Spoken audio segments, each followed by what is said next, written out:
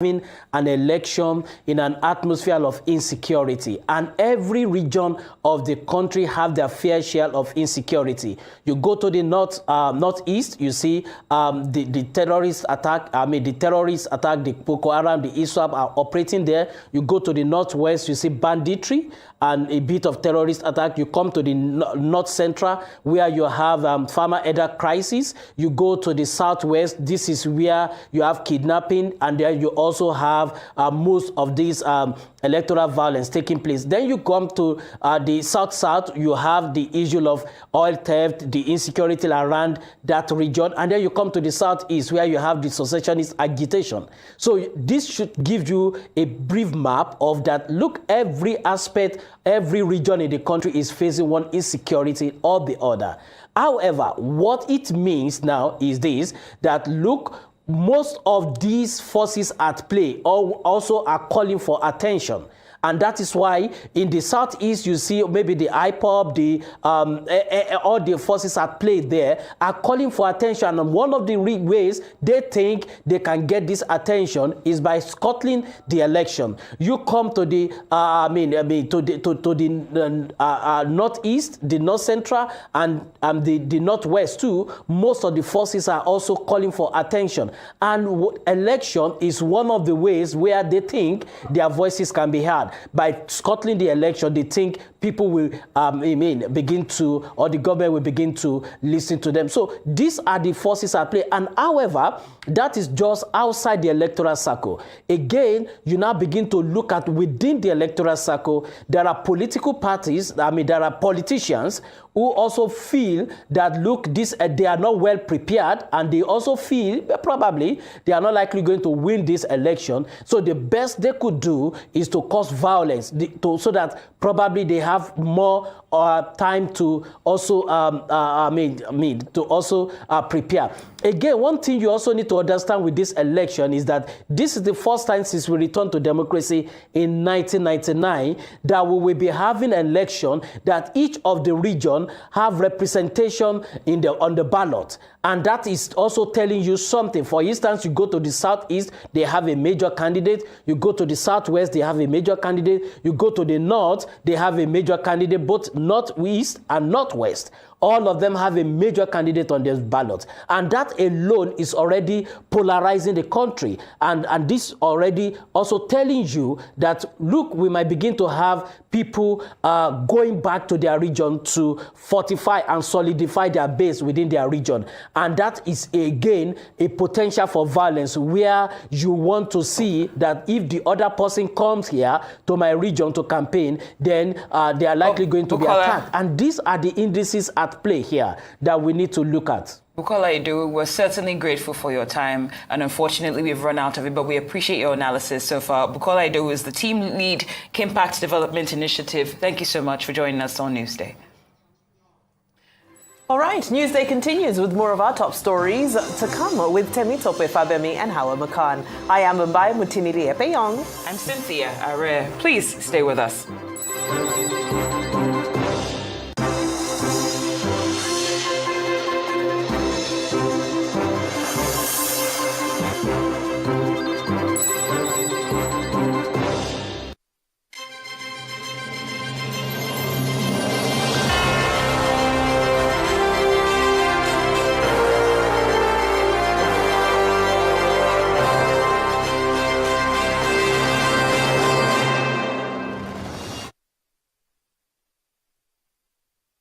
This na Emeka. He like to dey keep money for her. As CBN deadline don dey near so. This one na wise Emeka. As he don hear say deadline dey near, he wan carry money go deposit for the right place with Access Bank. It's time to spread your wings and fly. Reach for the sky. Even if the bank too far, na to go to the nearest Access Closer agent. No carry last with your money. Get up right now, right now. Money wey you deposit for Access Bank, na money wey go make your mind rest well. Don't let the money spoil for your hand, oh. 10 million naira today, fit be 0 naira tomorrow. Oya o, Musa, Shade, Onyinye, carry your money go Access Bank or Access Closer agent wey near you.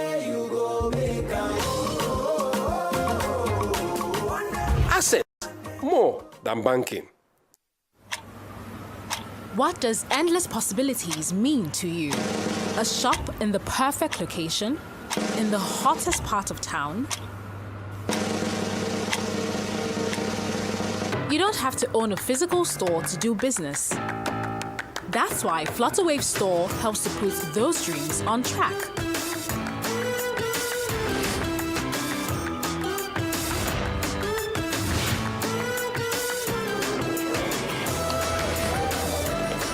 Providing you with a business solution that connects you to customers around the world.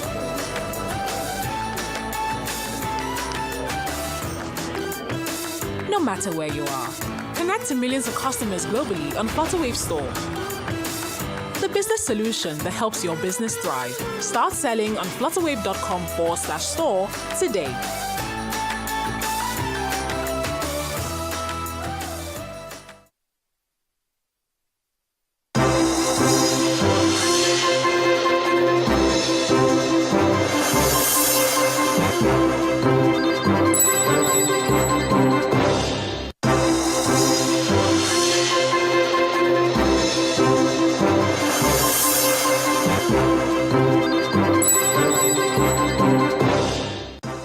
Glad to have you join us again here on Arise News. I'm Hawa Mukan. This is Newsday. And I'm Temitope Fagbemi. For the next 2 hours, we'll be bringing you all the day's stories live from Nigeria's commercial capital, Lagos, including search crews in Nepal find black box data recorders from a crashed passenger plane in which 69 bodies have been recovered.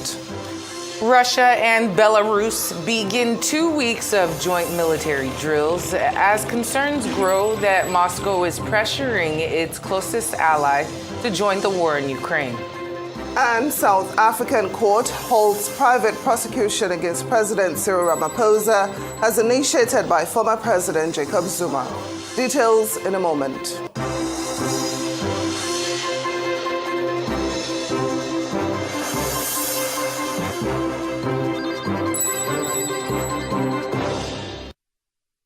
Recovery crews at the site of the Yeti Airlines crash in Nepal have found the plane's black box data recorders. They said they are in good condition. No one is believed to have survived.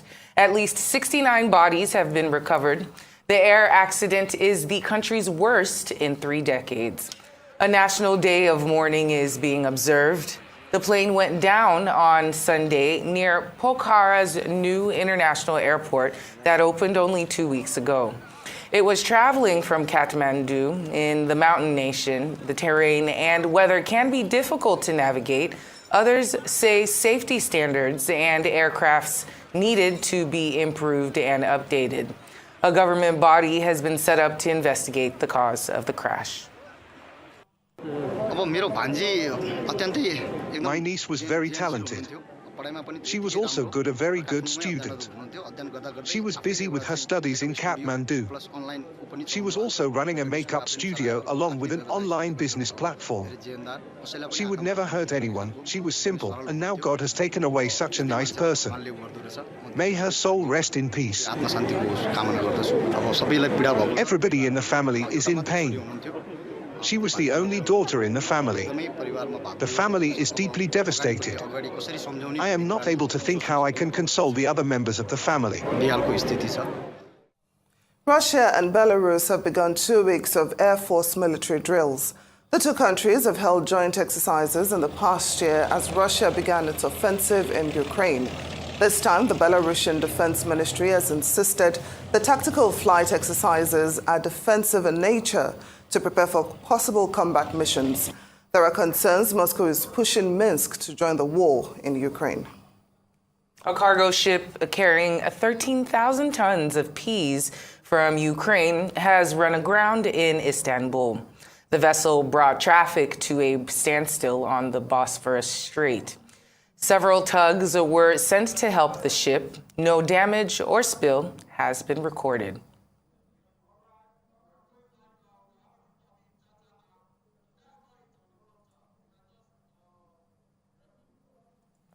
Okay, we're going live to London, where presidential candidate of the Labour Party, Peter Obi, is addressing the Chatham House in London. Dr. Ellis Vines and his team for the global impact of their mission and commitment to engagement with nation building in Nigeria. In providing this global platform to interrogate the vision of those seeking to lead Nigeria at this time with clear existential threats, as I will discuss shortly, are pervasive across our dear country. This Chatham House event challenges us to a new thinking. We have an alarming insecurity that has led to loss of many lives and properties, significant decline in food and economic output, immense trauma that has compromised the mental health of communities, and in some cases, identity pressures and disaffection with the Nigerian project. The economy is in crisis, with a troubling debt profile worsened by oil theft of proportion once hard to imagine. 2 economic recessions in 6 years and lamentable power sector that have significantly constrained manufacturing and social life. The Nigerian state is captive to an elite gang-up and a rentier political economy that concentrated power in hands of those who came to power and influence mainly through their own contrivances and influence rather than affirmation of the people, and therefore do not have the incentive to serve the people. Even after exploiting the ethnic and religious cleavages, sentiments to ascend to political power, the very people on whose sentiments they grab power often become the primary victims of such political fraud that has rendered Nigeria a failing state with worsening leadership crisis. Consequently, Nigerian democracy had been on the wane, evident in Afrobarometer longitudinal tracking, which reveals low voter turnout. But this seems to have turned around dramatically last year, allowing independent National Electoral Commission to register over 12 million new voters, with many more complaining they wish to register, but unable to do so due to an INEC deadline. What prompted this turnaround? We may ask. The reason for these very high stakes are lurking in the face of demographics, with our dominant population, the youth, frustrated and unhappy with the status quo and diminished opportunities in Nigeria in an age of globalization, when internet can easily reveal to them prosperous homes of those who live in a better led and governed countries. How did we, Nigeria, plunk or get here in such an economic decline that we have overtaken India as a home for the biggest pool of absolute poor in the world, when there are 7 times our population? While the poverty rate in India is 16%, that of Nigeria is 63%, with 133 million people classified as multidimensionally poor. This is unacceptable and needs to change. What Nigeria needs is a great escape. As 2015 Nobel Prize winner in economics Angus Deaton of Princeton University elucidated that what separates poor and rich nations is attributed to health and education. But what provides quality health and educational system for a society, committed and focused leadership that can build and sustain public wealth, as I was told by Professor Donald Jacob of Kellogg School of Management.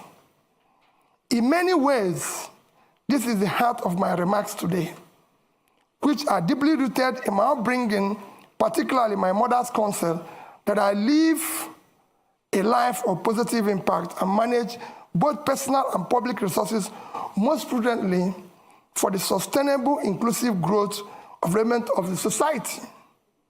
It is this principle that guided my stewardship as governor of Anambra State of Nigeria and led to our much commended performance with some prize awards to show for it. Some awards for outstanding accomplishments in key Millennium Development Goals, now Sustainable Development Goals. It is the same counsel and principle that is guiding and motivating me to offer to serve in a new Nigeria.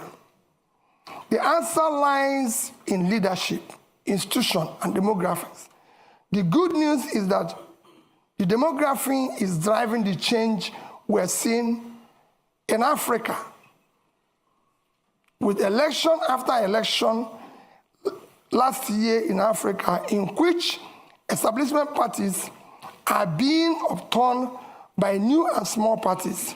It is this change that my vision of policy change and institutional development is rooted in a push for a broadened scope of social mobility and freedom for Nigeria, particularly for the youths and women. Like the former British Prime Minister, Harold Macmillan, said, at the start of the independence decade, a wind of change is blowing across Africa.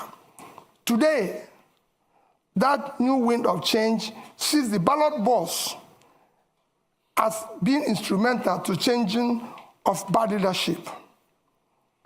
Senator Yusuf Dat Ahmed, my running mate, and I are committed to new politics that start with ethics of servant leaders and anchored on marriage of clean hands and skillful hands. We know that unless we change the politics by changing the political leadership, we are stuck in this terrible state of underdevelopment and misery. We will build patriotically our institutions, particularly the ones directly responsible for implementing government policies, to make them fit for purpose. It is not to be doubted at the global scene that Nigeria is blessed with some of the most entrepreneurial youths in the world, in science, in business, in art and entertainment. We believe that what remains is the changing of leadership class from predators to creators of value, from those whose wealth and power drive from the destruction of the nation and its people to those who have demonstrated competence, character, capacity to invest in human development, create prosperity, and instill right values and ethical conduct deserving of servant leaders. Nigeria today is at a critical juncture, and the people led by the youths, brutalized by bad leadership, are awake and leading the movement to transform Nigerian politics and restart the engine of economic growth and social stability. We count ourselves honored to be trusted, especially by the youth, to lead this democratic revolution, and we are deeply pledged to do so with sincerity, accountability, and unquenchable love and desire for a better Nigeria. We are simply the symbol of Nigerian youth struggle to reverse this ugly trend that keep driving them into social anomia, despair, and rejection of their country. We are determined to do everything that needs to be done to rescue and lead our country to prosperity, freedom, security, and peace. We will use merit to assemble competent Nigerians from all sections of Nigeria to form effective government of national unity. At the heart of my goal here today is to look at our Labour Party's key policy plans and how they will drive up the quality of life of average Nigerian, dramatically reduce poverty, and return Nigeria to a place of strategic relevance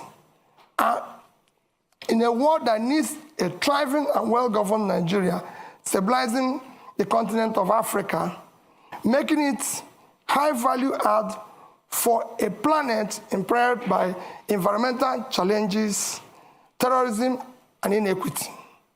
I also plan to speak on institutions and how the leadership we offer can facilitate the evolution of stronger institutions with the rule of law a key anchor to nation building in Nigeria. I have no doubt that the policy choice we favor and the strong institutions Labour Party will facilitate will move Nigeria from a country of rent seekers sharing oil receipts and consuming conspicuously to the one that produces based on vast factor endowments whose value chains can move us towards a high employment economy. We will turn our youth budget to a democratic dividend rather than today's harvest of time bomb of violence, insecurity from uneducated, unemployed, and marginalized youth. This forms the first and most important thrust of our government priorities, without which the rest will not be achieved. To secure Nigeria, end banditry and insurgents, and unite our dear nation to manage our diversity such that no one is left behind. The growing insecurity you see in Nigeria today is not because the enemy is formidable. It is not a lack of focused leadership, ineffective security government structure, and poor coordination from the center. All this needs to be addressed by first projecting strong leadership, signal that will allow both state and non-state actors to be mobilized around single vision. Then by pursuing a robust reform of the security governance structure, coordinating mechanism that assures all levels of government, federal, state, local, with three-level policing are aligned with strong collaboration with partners from both private and development groups to provide required services and deliver results for every Nigerian. Once this is done, it is important to have a single, clear, coherent, consistent development process. It is important for institutions to be able to provide strong leadership, coordination, capability, partner and engage collaboratively with all relevant stakeholders in an environment that mutually reinforces values. The second plank of our policy thrust is to shift emphasis from consumption to production by running a production-centered economy that is driven by agrarian revolution and export-oriented industrialization. With about 70 million hectares of arable land, we will pursue an agricultural revolution through proper segmentation of Nigerian to activate and harness factor endowment of different parts of the country for both rapid and mechanized agricultural development and as a pillar for Nigerian other sectorial development and industrialization. We will incentivize and invest in an agro-cluster and industrial cluster development across our geo-resource zones to take advantage of agglomeration and scale effects, of particularly in the northwest, northeast, and north central regions of Nigeria. We will dredge both River Niger and River Benue, build dams massively to support planting of economic trees across the country for local usage, poverty elimination, export and revenue generation. A key task is to sequentially but decisively dismantle the inefficient and anti-market distortionary structures restraining the Nigerian economy from creating a precondition for a dynamic pro-market economy. We will employ entrepreneurial governance to dismantle impediments to free trade and ease of doing business, and implementing radical economic policies that will drastically reduce our debt service, a major drain to government revenue as it is today. Our micro, small and medium scale enterprises will be robustly supported. Further borrowing must be strictly for productive purposes and not for consumption. While we aggressively pursue the activation of all opportunities in oil and gas value chain, we will target incentive schemes that will be professionally administered to diversify our non-oil export portfolio with proper consideration and management of climate change risk and opportunities.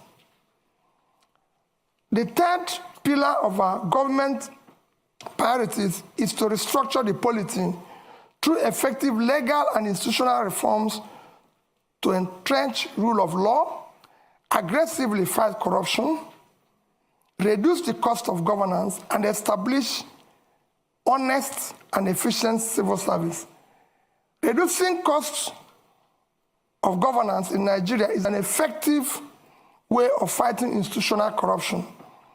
In addition to reducing the cost of governance and streamlining government operations for efficiency and effectiveness, we will ensure that reforms we pursue will not in any way affect the livelihood of our hardworking and efficient civil servants. Critical to fighting corruption, we will install a new budgeting system founded on a cardinal principle of public accountability, objective setting, and program implementation. This is against the extant budgetary principles of revenue mobilization, expenditure allocation, borrowing without emphasis on monitoring, evaluation, and feedback.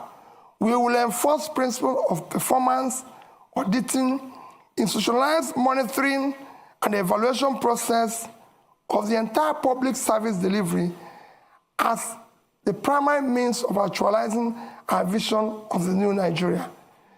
This reform will institutionalize our personal involvement of both the President and the Vice President in setting budgetary objectives of MDAs and monitoring, evaluating the implementation process through Office of Regulatory Review in the Office of the President.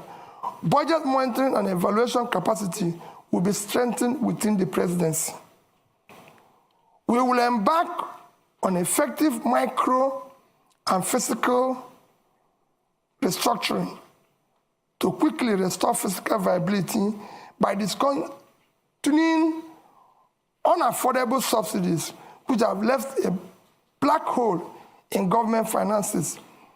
Fiscal and monetary policy will be properly coordinated with each conventional tool transparently instead of distorting markets in favor of privileged few.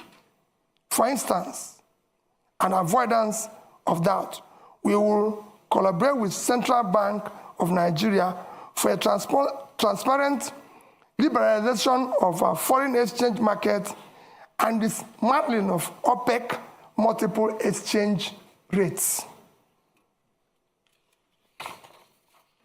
Regime which effectively subsidizes few privileged persons. We will seek to boost the supply side rather than continue to concentrate exclusively on demand management of foreign exchange. When unaffordable subsidies are removed, some carefully calibrated transfers will be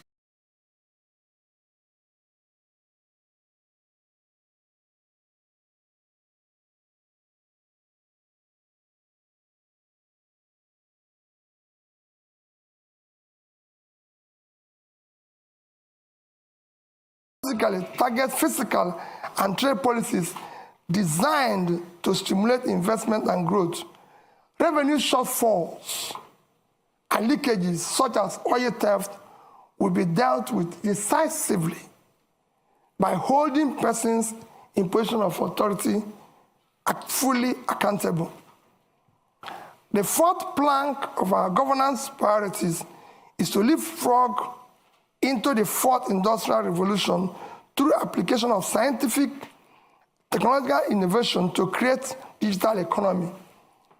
Building on the gains of agriculture-led manufacturing and export, we will pursue development of knowledge and skills to leverage on the emerging disruptive digital technologies, automation, Internet of Things, artificial intelligence, robotics, virtual reality, blockchain technology, biotechnology, and data science, all of which are the heart of the fourth industrial revolution. The fifth plank of our government priorities is to build expansive infrastructure for efficient power supply, rail, road and air transportation, and pipeline network through integrated public-private partnership and entrepreneurial public sector governance. Our solution to the perennial power problem in Nigeria is comprehensive and is well covered in our manifesto. We will ensure that we deal with the issue of transmission, distribution. However, we will immediately complete the 2.3 billion Nigeria Siemens network improvement deal to achieve a stable 7,000 by the end of this year, 11,000 megawatts by 2024, and 25,000 megawatts by 2025. We will support local manufacturing capacities and power technologies and encourage and expand local R&D in universities, training centers, and workshops, through which many jobs will be created.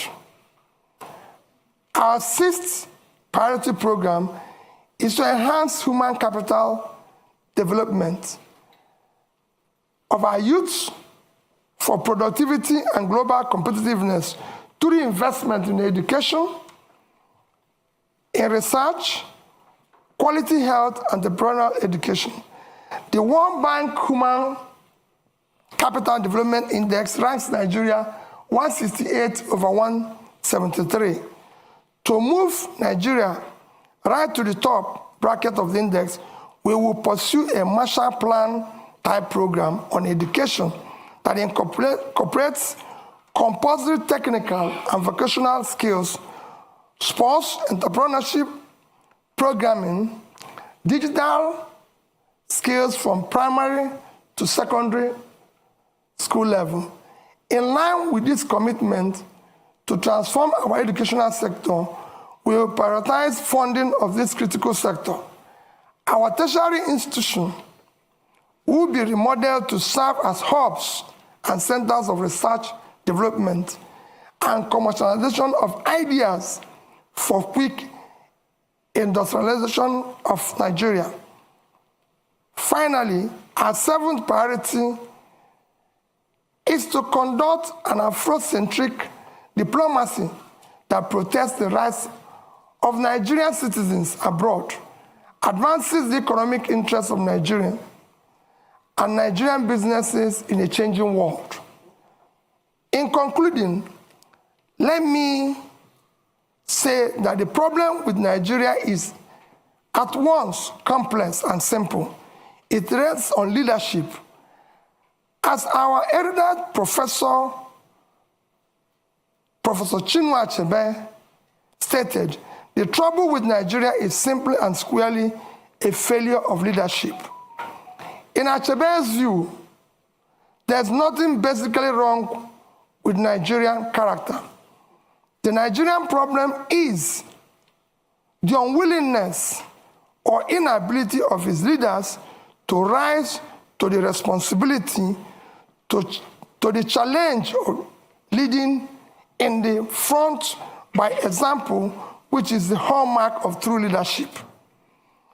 When people of competence, character, commitment, compassion take over the leadership and pursue their mission and tasks with seriousness required, a new Nigeria characterized by peace, unity, prosperity, inclusiveness will be achieved and sustained. That is what's driving Dati, Baba Ahmed, and I to join to offer to lead this desire and crusade of Nigerian, particularly the youth, for an inclusive and sustainable Nigeria that works for all. In line with my upbringing, especially my mother's counsel, my promise is that Nigerian resources will be most prudently used for Nigerians. And as Commander-in-Chief, I, Mr. Peter, will sincerely pledge that our path with Nigeria will be diligently pursued to create a new Nigeria characterized by sustained and inclusive growth and development for all. Thank you, and God bless all of you.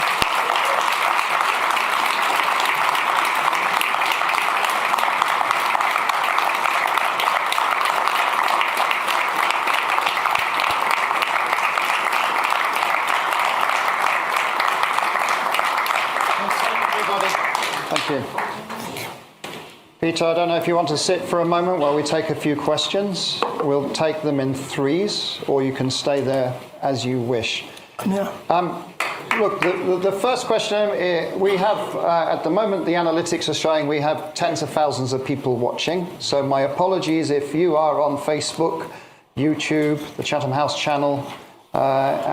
We can't take questions from you. On Zoom, we have hundreds of questions that have come in. One question is from Baba Femi Adibola, who said, is asking the following question.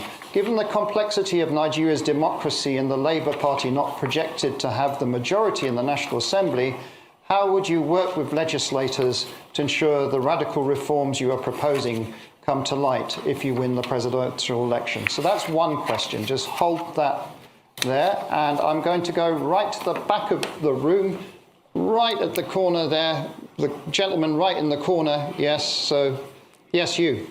Please go ahead. Introduce yourself and one question, please. Thank you. All right, thank you. My name is Ajiboye Tsumishi from Huddersfield University. So my question is simple. The activities of the IPOP in Nigeria is on alarming rate every day. And with all the policy, beautiful ideas that you've listed down, sir, without tackling security head on, they are impossible. So one of the allegations given to you is that you've not condemned the activities of the IPOP. So, and tackling of security. Can you sum up, please? Let me land. Tackling of security. Ladies and gentlemen, let's. Sorry, I'm a student. We are to line. Tackling of security. How will you tackle it, sir? Are you introducing? Yes.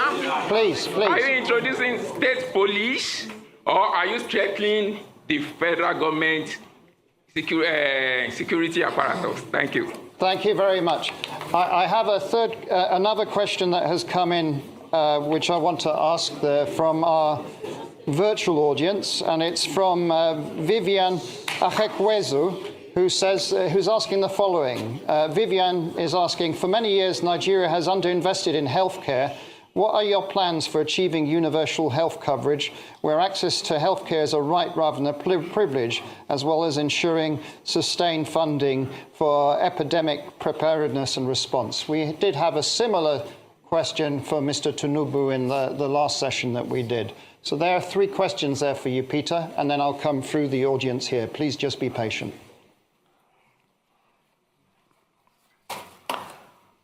First question is, how do you deal with the legislators, considering that Labour Party is probably not in control of the legislative arm of the government?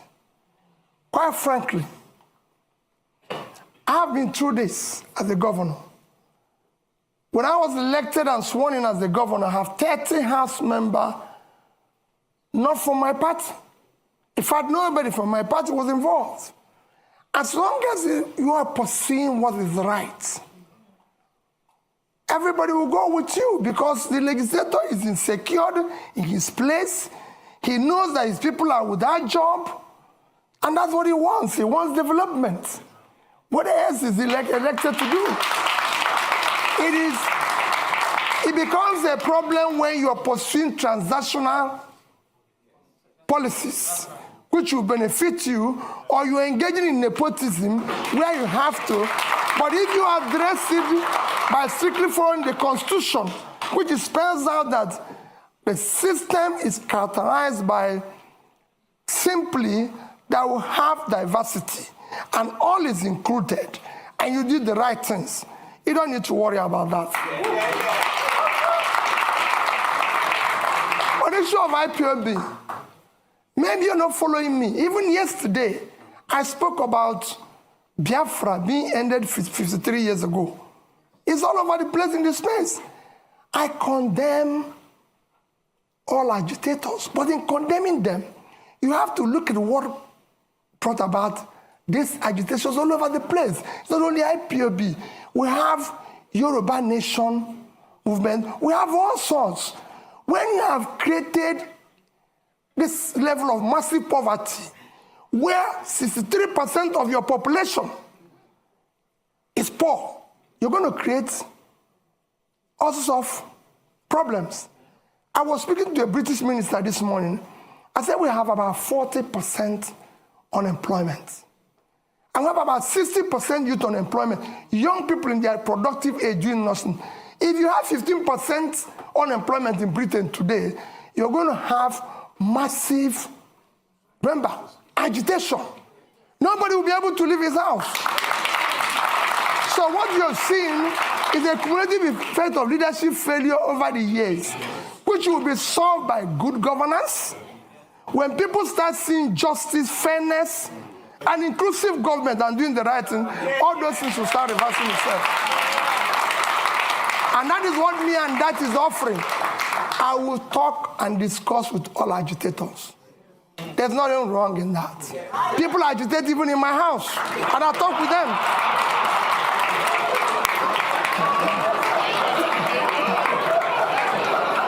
So I'll deal with everybody. I'll show you of that. Don't worry about that. On the issue of health, yes, we have a problem with health. We have underinvested, and because our government have not prioritized our development agenda, everybody knows that the only measure of development that is recognized globally today is Human Development Index. And this is hinged on 3 items: life expectancy, which is health. And we are low in that. Nigerian life expectancy today is about 50-something, as against the global average of 72. So we're low. Same in education. So it's to prioritize that. I just gave somebody an example.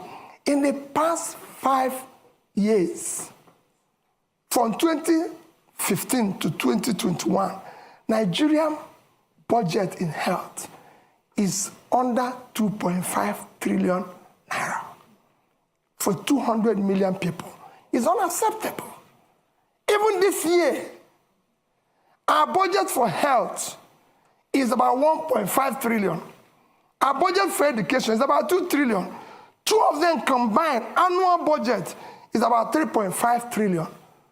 When your 6-month budget for subsidy, which is a criminalized, listen, is 3.6 trillion. It's unacceptable. You have to put money in key development areas.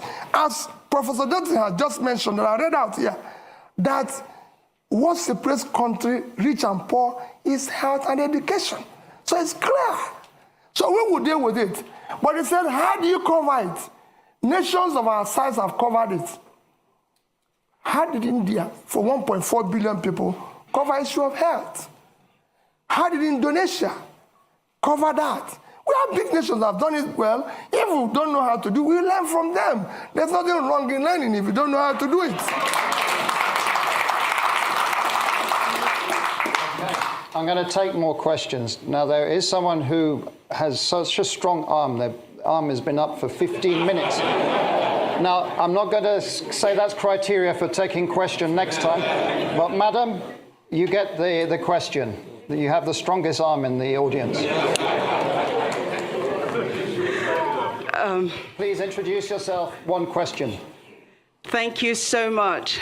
Good afternoon and welcome, sir. My name is Priscilla Winkbo, and I'm an independent broadcaster here in London. And sir, you spoke about your point number 5, which is to generate electricity and power in Nigeria.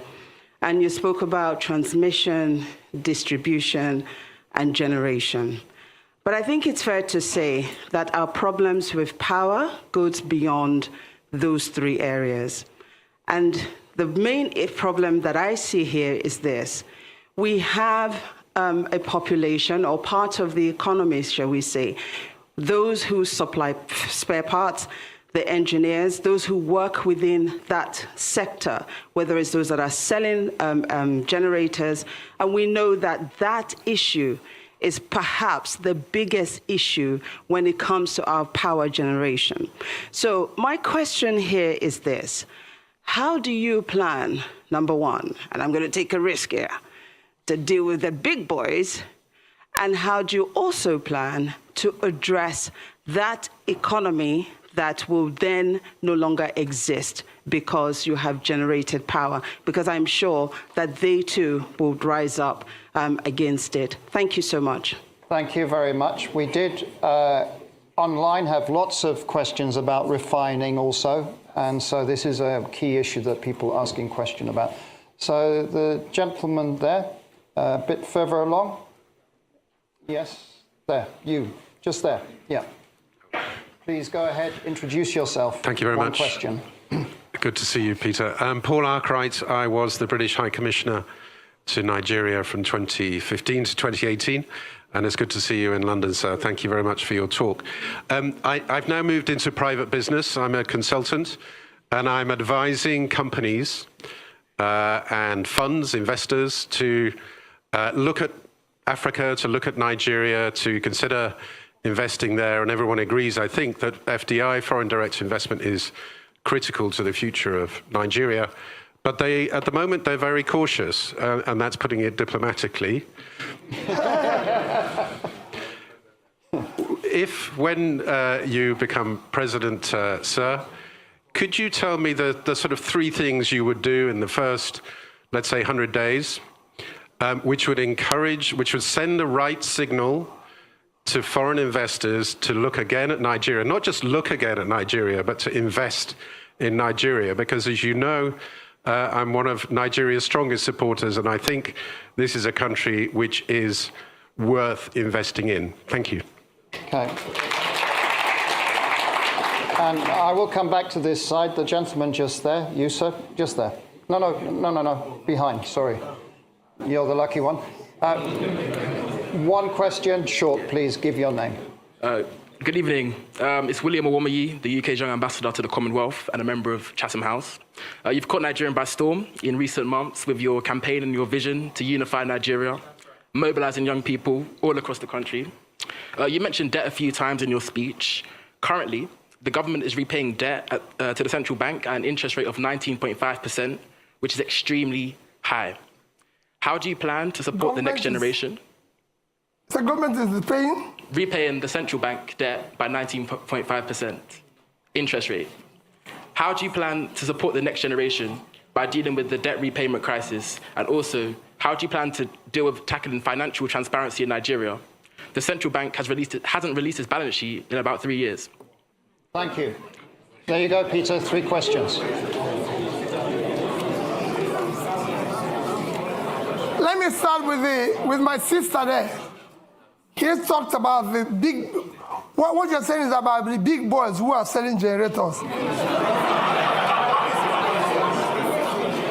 Let me assure you what we've been campaigning on. Our campaign, you have heard them say we don't have structures. That is the structure we're trying to destroy. Structure of criminality. That is what I mentioned. That Nigeria is being held captive. That structure is structure that have impoverished Nigeria. We will dismantle it. It will not be there. I assure you of that. We're going to turn around the power sector. Nigeria generates about, today, 56,000 megawatts of electricity for 200 million people. And South Africa, the second biggest in terms of economy in the continent, 5 to 6,000, that's 5 to 6,000, sorry. And South Africa, the second biggest economy, 60 million people, generates about 40 to 50,000. And South Africa, in the past 3 months, have declared emergency in power and said anybody can generate up to 100 megawatts without license. So somebody who is 60 million, generating about over 40,000, declared emergency. What do you think somebody with 2 million people generating 5 to 6,000 will do? War. I'm going to declare war on power, and I'll solve it. Anybody who stands on the way, so be it. Bringing back foreign investor is very simple, Paul. Foreign investor is like bee and honey. All you need is to create honey. The way bee will find the place is very simple. Foreign capital is scared of corruption. It's scared of bad policies. It's scared of where there's no rule of law. You need to put a regulatory environment that makes it conducive. You need to secure it. That is at the heart of what Dati and I are offering. We will build that intangible assets of securing the country, making sure that we govern to rule of law. We will fight corruption. Dati have a record that is the only National Assembly member who refused to buy property of government when it was offered to all National Assembly members. You can go and look at his record. If you have seen anywhere he has compromised or put himself in a transactional position. And I'll stop running. I know how I approached him. And I told him, I and you owe it to save our people. That's why we came together. And we came back and said, we'll work as a team. We'll solve this problem. Go and check my record. I've governed the state for 8 years. And I've challenged everybody. Paul, you were there. I've been the only governor till today. The day I left office, I was not owing salary, pension, gratuity, or any contract to any supplier. And I left in 3 banks in Nigeria, which I say every day. Access Bank of Nigeria, Fidelity Bank of Nigeria, and Diamond Bank. I left over $150 million. Dollars, I didn't say naira. And I have over 30 billion naira. And Anambra State, you can go and verify anywhere. I've never had a bottle. Anambra State have never bought me. There's no land allocated directly or indirectly by me, and I signed over several thousands of C of O. Anambra has never bought me a bottle of water since I left office. So you can go. We will fight and stop corruption. The first thing about stopping corruption is yourself. If you're not involved, your wife is not involved, your family is not involved, those around you are not involved, you reduce it by over 50%. And that's what I'm going to do. And I'm sure, Paul, you know that. We are committed. We can't disappoint these youths. We must build a new Nigeria. And we'll deal with that. Investors will come back. Those who left, even the young people who are today living, they'll come back. We want to bring them back. Nigerians are prepared to come back if they can find that they have a country to go back to. This green passport, people must be proud to use it.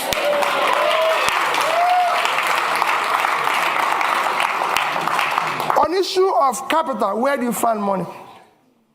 My young brother, there's nothing wrong in borrowing. Borrowing is a legitimate way of every government I've studied in the world borrow. Even Britain, as we speak, owns over 70% of their GDP. Every government I know lives on borrowing. Even Norway, with 1.4 trillion sovereign wealth, is owing. The economies of the world, the third biggest nation in the world is America. The debt of America today is almost 100% of their GDP. The second, China, is almost owing over 60% of their GDP. Japan owes over 230% of their GDP. But let me tell you the difference. Japan is owing over 230% of their GDP. They invested the money to save their economy. And in that, even with that, Japan is still the highest holder of US treasuries. So there's something they can fall back on. What has happened? So borrowing is not wrong. If I have time, I compare two countries that borrowed with Nigeria and how well they've done. But what has happened is that when you borrow for consumption, you have a crisis. Nigeria borrowed for consumption. Nigeria in 2015 had a GDP per capita of $2,550. And we're owing about 15 trillion naira. Today, with central bank ways and means, we're owing over 75.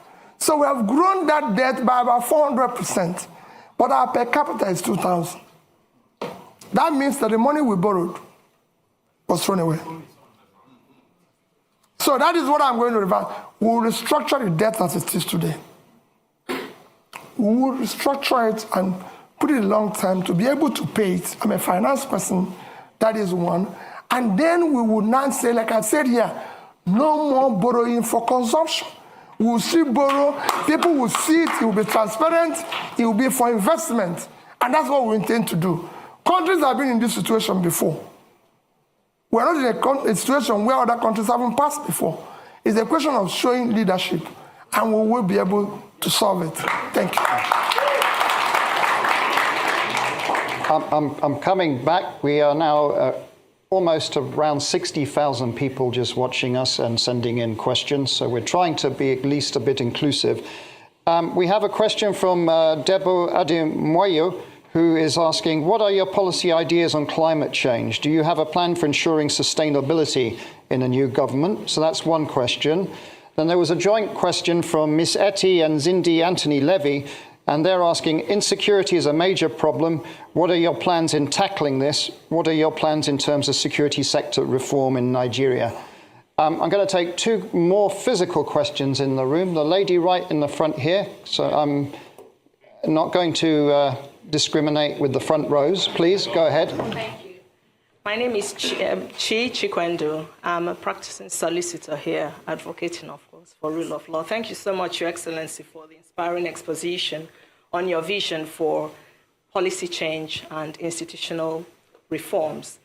It seems to me that it's clear from that if elected president, if and when elected president, your transformation vision to increase the production capabilities across the various sectors mentioned, including agriculture, extraction industries, human resources, will, to a large extent, hinge on the depth of your level of commitment with solidarity and ownership to implement the proposed policy changes and institutional reforms. However, there is no doubt in my mind that Your Excellency is well aware of the prevailing fundamental challenges to those reforms, including clientele patronage, political capture, and the institutionalized corruption that you mentioned.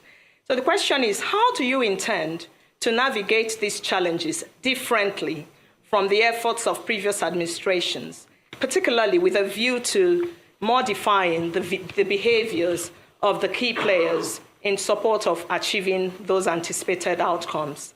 And I was very warmed when you mentioned you're broadening the scope of youth inclusion and women based on gender issues. So further, how do you intend to quell the current ethnic tensions ravaging our communities and consequently stagnating economic growth and development, and to implement a pragmatic mechanism for dealing with those societal concerns for equal... Okay, please.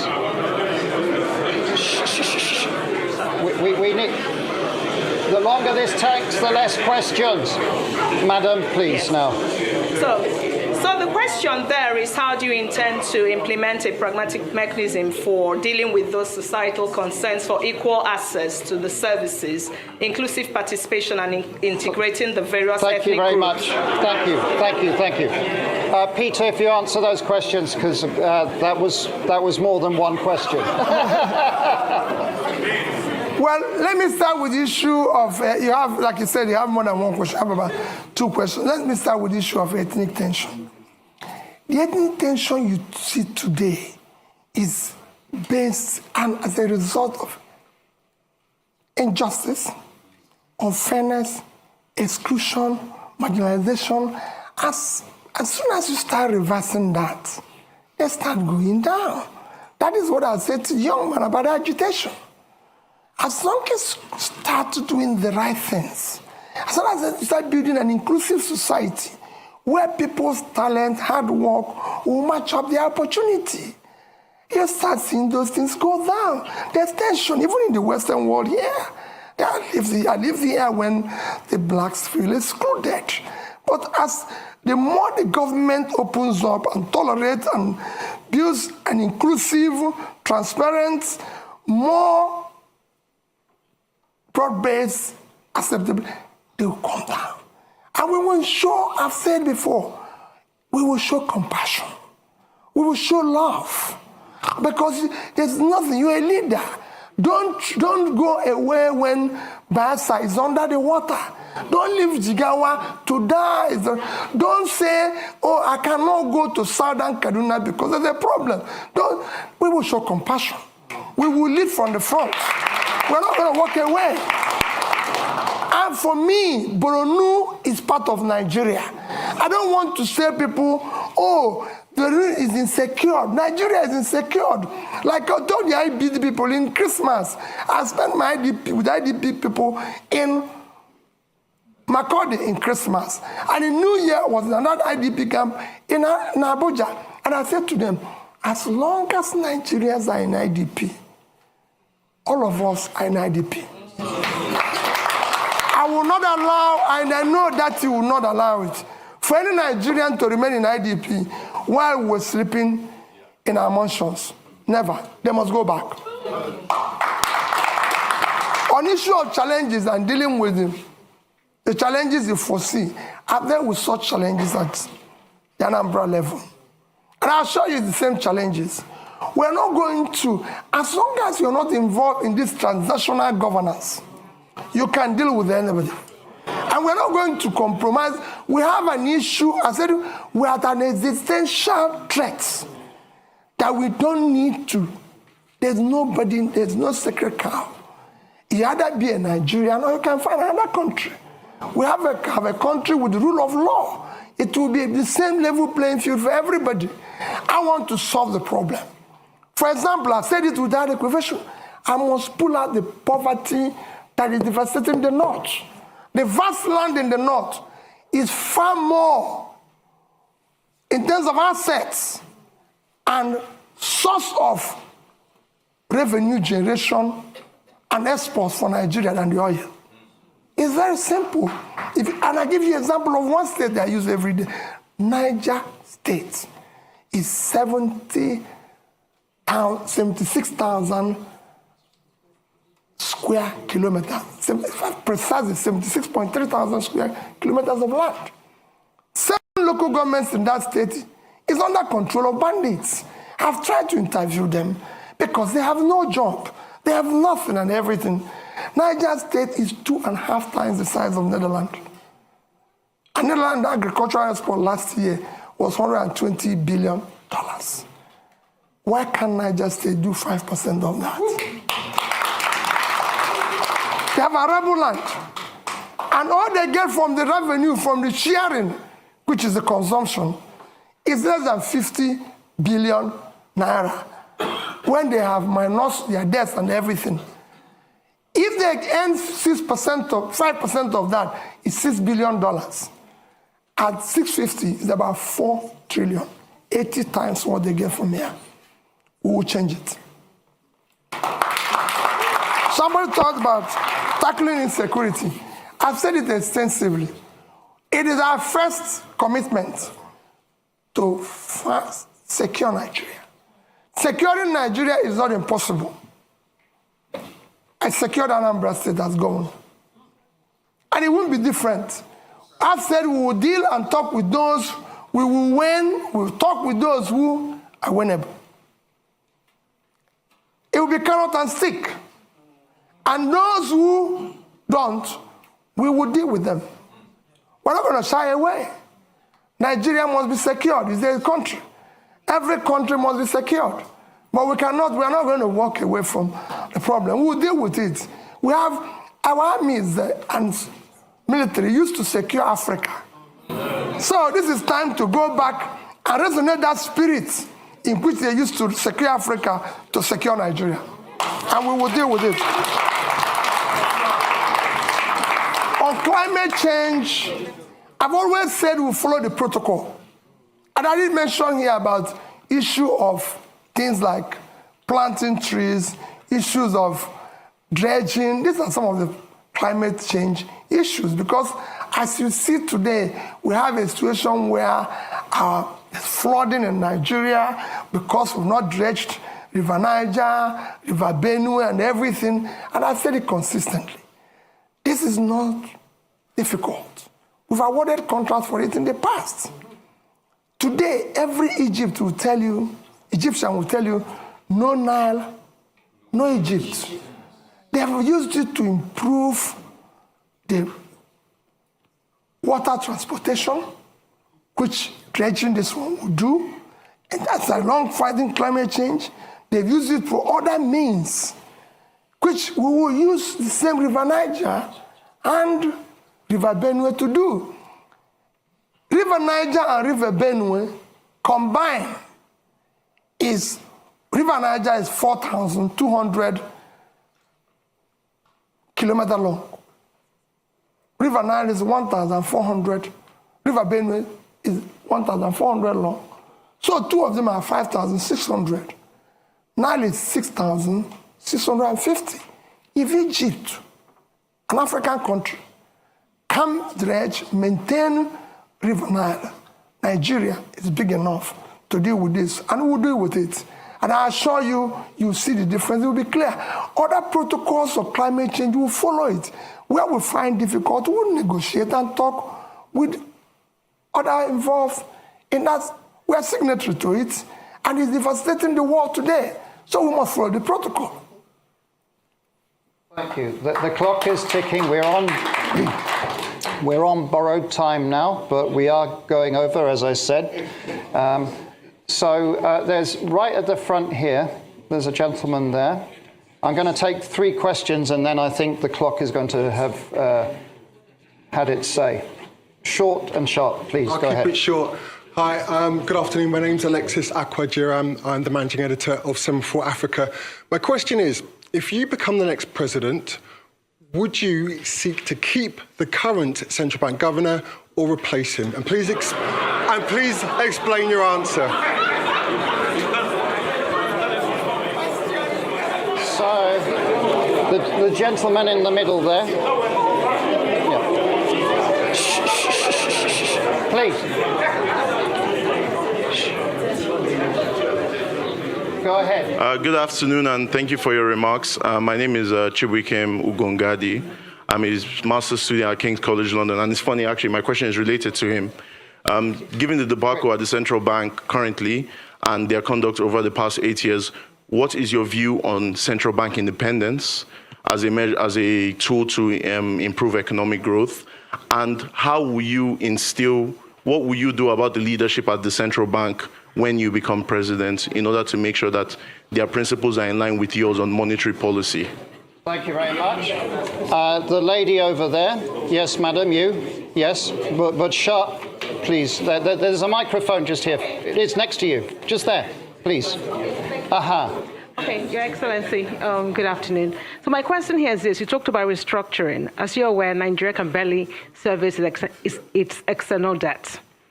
Nigeria can barely service its external debt. Our current external debt, we cannot service it, or we're finding it difficult to service it. Now, when you become president, how do you intend to restructure our external debt without actually downgrading our rating in the market? Thank you. Thank you. And your name, just so My we have name it? is Ifeyinwa Umunakwe. Okay, thank you. And then if we move the microphone to the lady just there, last question. Yes. Good afternoon. Nice to see you again, Mr. Obi. My name is Kenneth Chukwuwabo. I'm a PhD candidate at the University of Cambridge. I study public-private partnerships in education. I read your manifesto, and it seems PPPs are taking a central stage in education sector. So I wanted to ask, what is your rationale for involving private actors in public education, and what governance structures would you put in place to ensure the accountability of these actors in a sensitive sector such as education? Thank you. Thank you very much. My apologies. We've run out of time now. I'm watching the clock.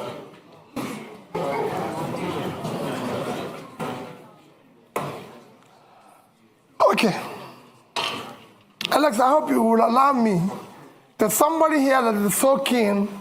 When I was coming in, he had a question that is so interested, and is like, so I told him, if I have opportunity, I will request and answer it publicly. Okay. Let me again go. People are talking about the central bank governor. The problem, first, let me assure you, central bank will maintain its independence. It will be respected. And again, it is not the problem of the person there. Central bank have a role of monetary policy, if I'm right. Then you have this physical space. It's like a street football. When the person who is supposed to be in the physical space is no longer, it's like you go to a football match, and somebody who is supposed to play in a particular wing is no longer there. You find people playing various wings. The weakness of the physical space allows the monetary space to take over, and in supporting, because there's a weak governance structure, that is why we're able to do what we're doing. What is happening today is happening. So if you're replacing Godwin and putting somebody with that level of fiscal rascality, which is what is fueling our inflation and even our rate of exchange today, these are some of the things you need to cut. As long as the government continues on that fiscal rascality, that situation will occur. That's what you need to fix. I won't say what will happen. His term is actually coming to an end, so it won't be too long. So that's that. I assure you that we'll deal with that. You asked about PPP in education. I said you're in Cambridge. Is Cambridge run by British government? No, I just want to know, because I don't know. When we're talking about PPP in education, we're talking about tertiary education. We're not talking about basic education. We will ensure that basic education is free, and we will drive it aggressive, because we have 20 million out-of-school children in the north, which I've said we will deal with decisively, because those children mostly have learned Quran, which means they're intelligent. We'll meet them at the point of learning Quran and teach them skill. For the tertiary education, we must find a way to fund it in a collaborative way, public partnership, in order to be able to ensure that 4 years will be 4 years, not what is happening today. That's what we mean by that. And it will be, you'll see, it's a win-win situation. That's it. No, not the basic. It won't be the basic. Then, issue of barely servicing our debts. We're not, I've said it before, we're not the only country that have gone through this. Once we move from consumption to production, what we're going to do first is that what you see today, we're inability to service our debts, is because of fiscal rascality. You're paying unsustainable subsidy, which will be stopped from day one, because it's a criminal thing. You're no longer generating money because they're stealing oil. And the only people who can steal oil are people in government, because ordinary people cannot steal oil. You can't put it in your pocket. It's something that you come with sheep. So all those, and you stop corruption, the waste, everything. And you go to seek to ensure that the revenues of government are properly collected. These are things, when you have tightened all the leakages and waste, you'll be able to increase your position and you negotiate and be able to service them. Look at it, just to give you an example. Nigeria is today the only OPEC nation, apart from Venezuela, because of sanction, that is not meeting up its quota. Because over the years of oil theft, the multinationals and everything have not been investing, coupled with the theft and everything. You're not realizing what you're supposed to.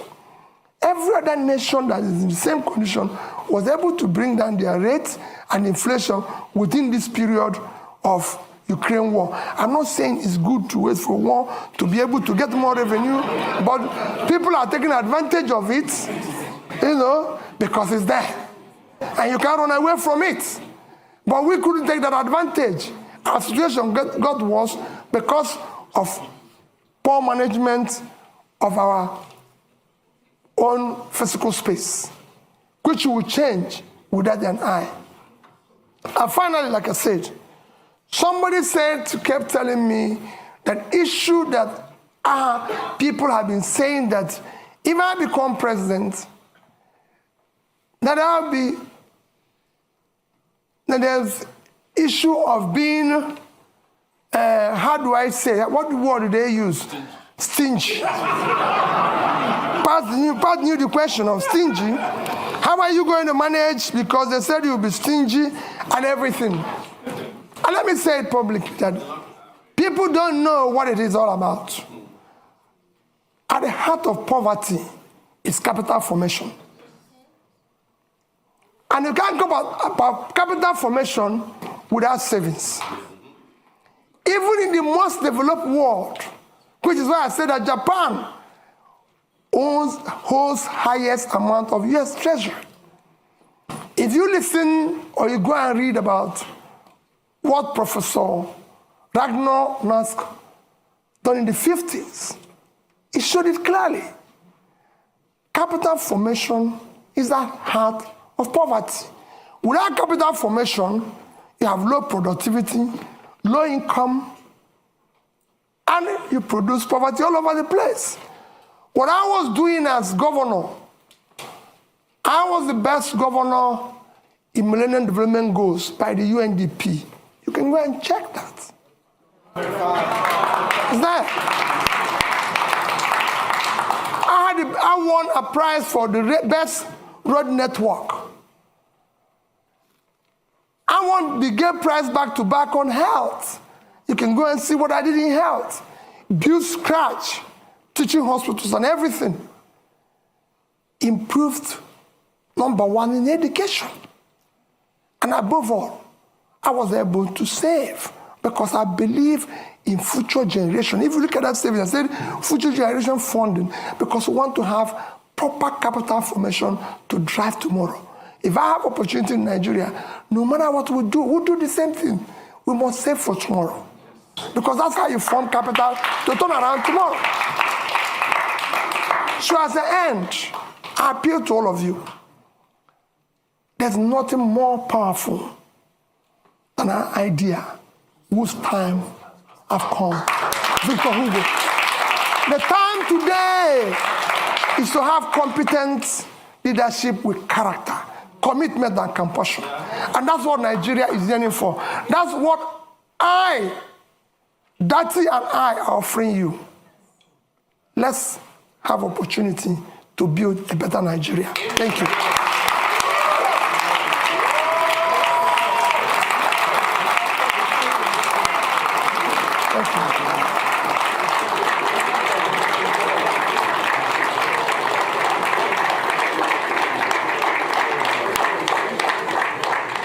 A couple of announcements. First of all, INEC Chair speaking here tomorrow, same time, 1 o'clock.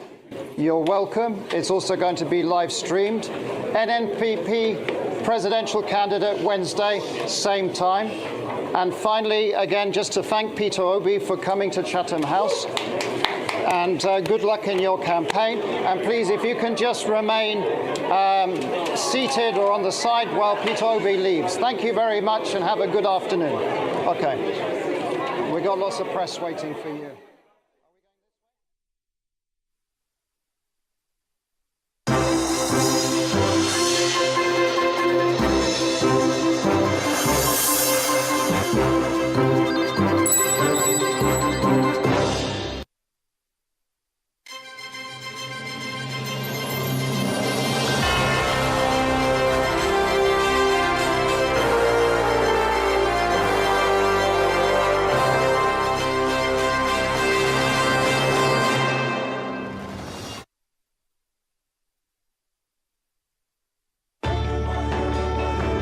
As you adjust to the new realities for operating your business and engaging with your customers, let us help you transform your business into a digital powerhouse capable of adapting and taking advantage of today's opportunities. With our best-in-class array of digital solutions, you can conduct your business, receive payments from your customers, and perform transactions quickly, safely, and conveniently, because we've got you covered with the right people, technology, and service offerings.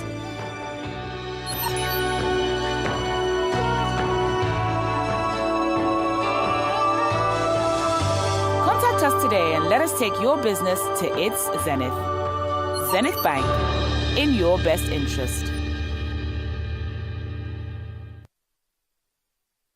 Lagos has amassed more wealth than any other state in the country to be the most comfortable city to live in. Now Lagos is earning 51 billion naira every month.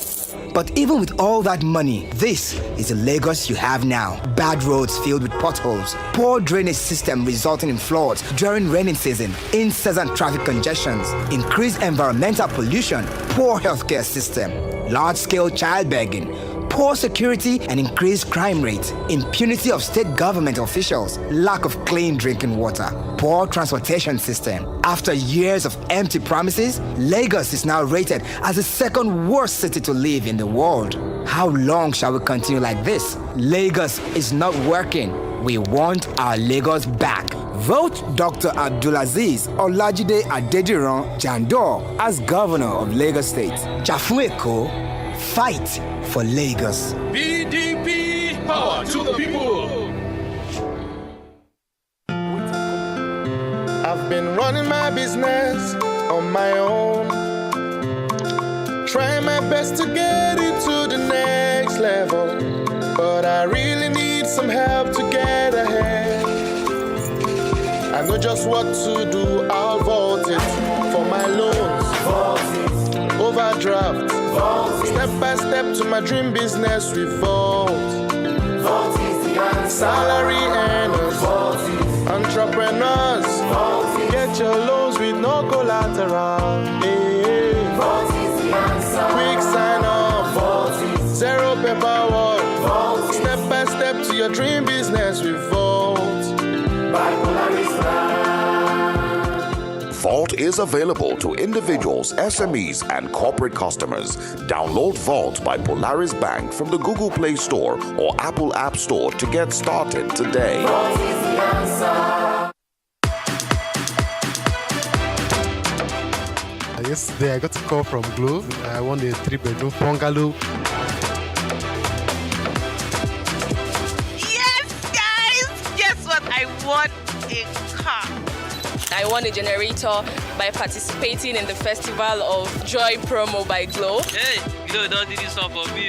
Glow to make it set to me with sewing machine. I won generator last year. This year I won for art. It's a celebration like no other with prizes like no other. 20 new houses to be won. 24 brand new cars. 200 sewing machines, 100 generators, 1,000 rechargeable fans. Glow Festival of Joy promo. Dial *611# now.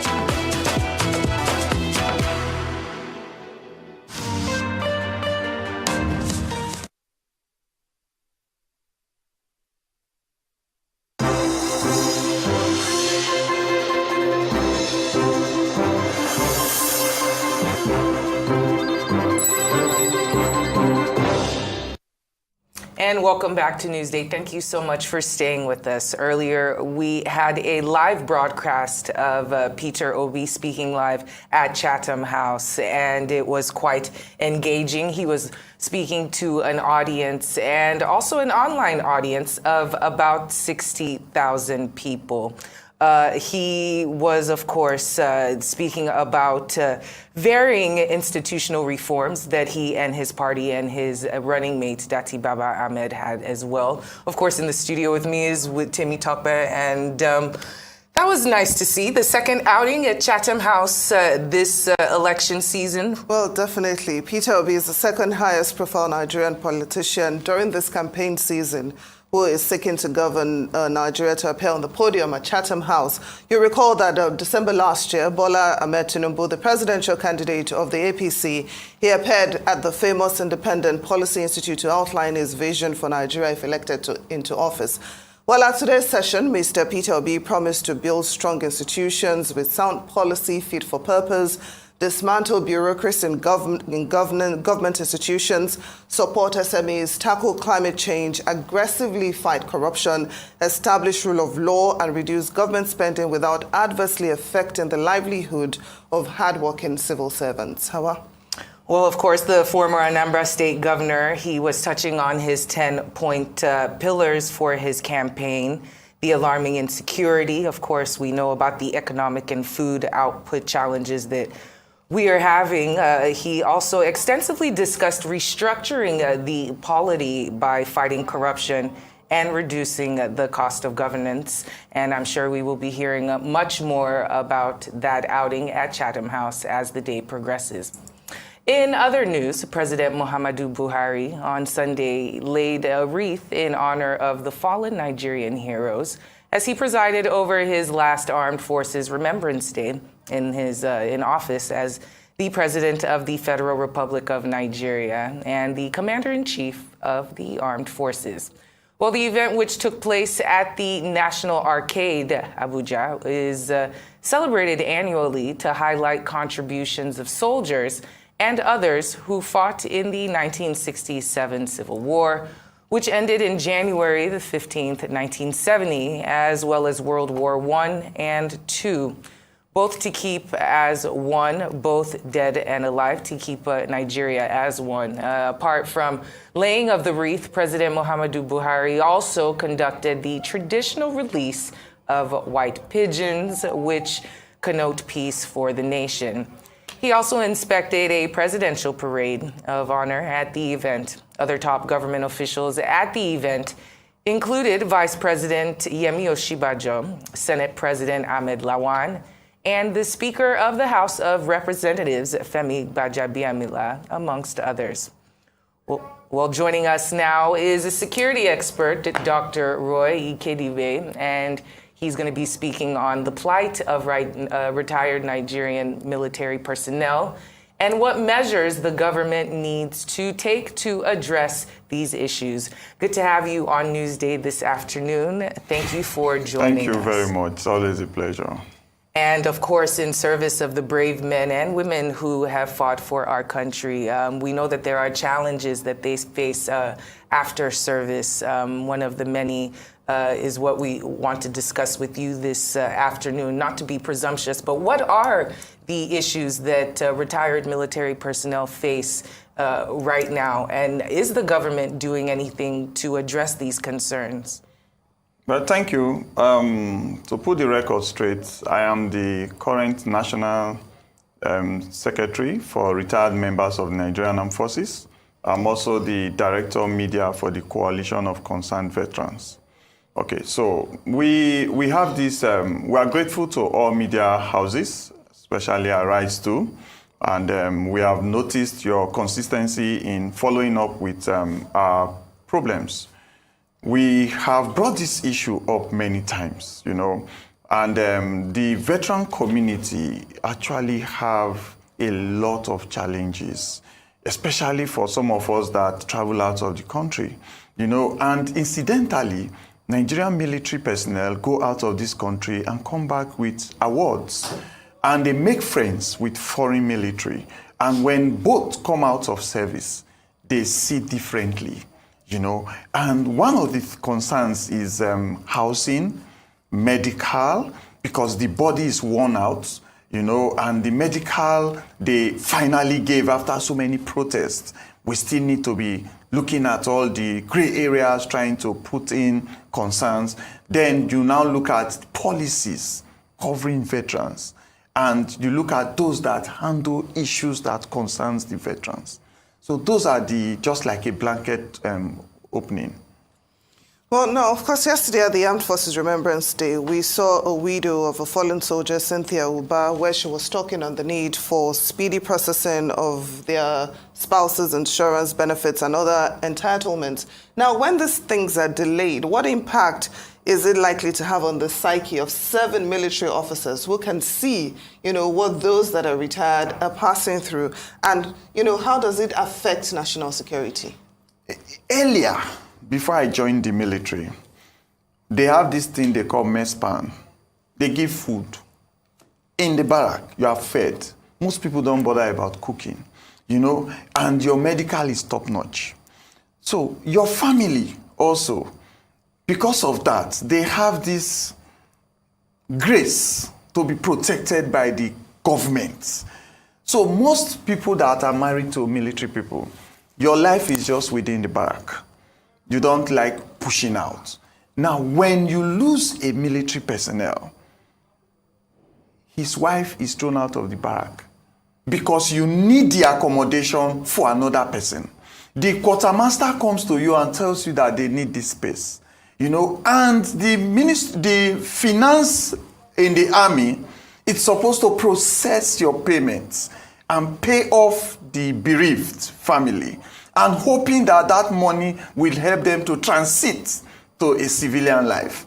So when the long span starts edging in, the embarrassment of living without the protection of your husband as a woman, the exposure of your children, if it's the male, you see them going to mix up with the bad gangs and the woman cannot do nothing.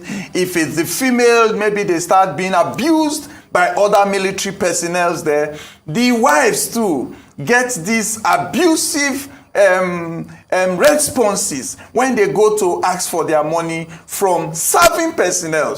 So the issue is not only from government, it starts from serving personnel who invariably fall into the same predicament very soon.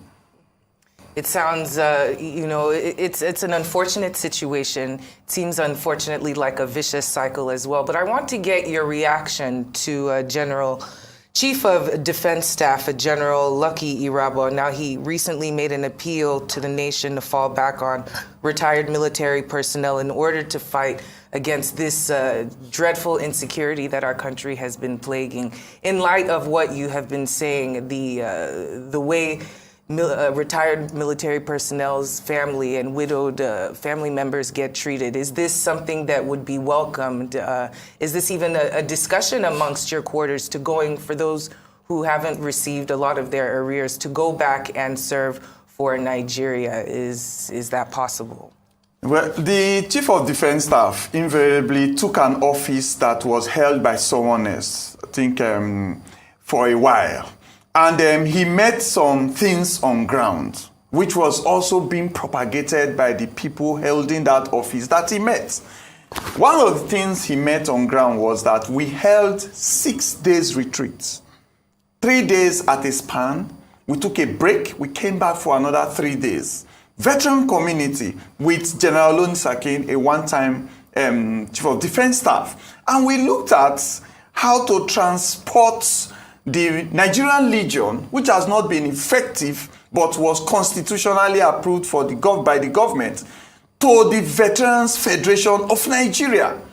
You know, so coming into that side of office, what is the continuity on what the other Chief of Defense Staff left behind? The other day we had protests at the Ministry of Defense, and he came there and there was not much communication that we could have with our Chief of Defense Staff. Why? Because we look for people with empathy that will always be proactive in all the things that should come negatively on their desk before you became Chief of Defense Staff. One of it must be the exit plan and the exit life of the people that are working with you.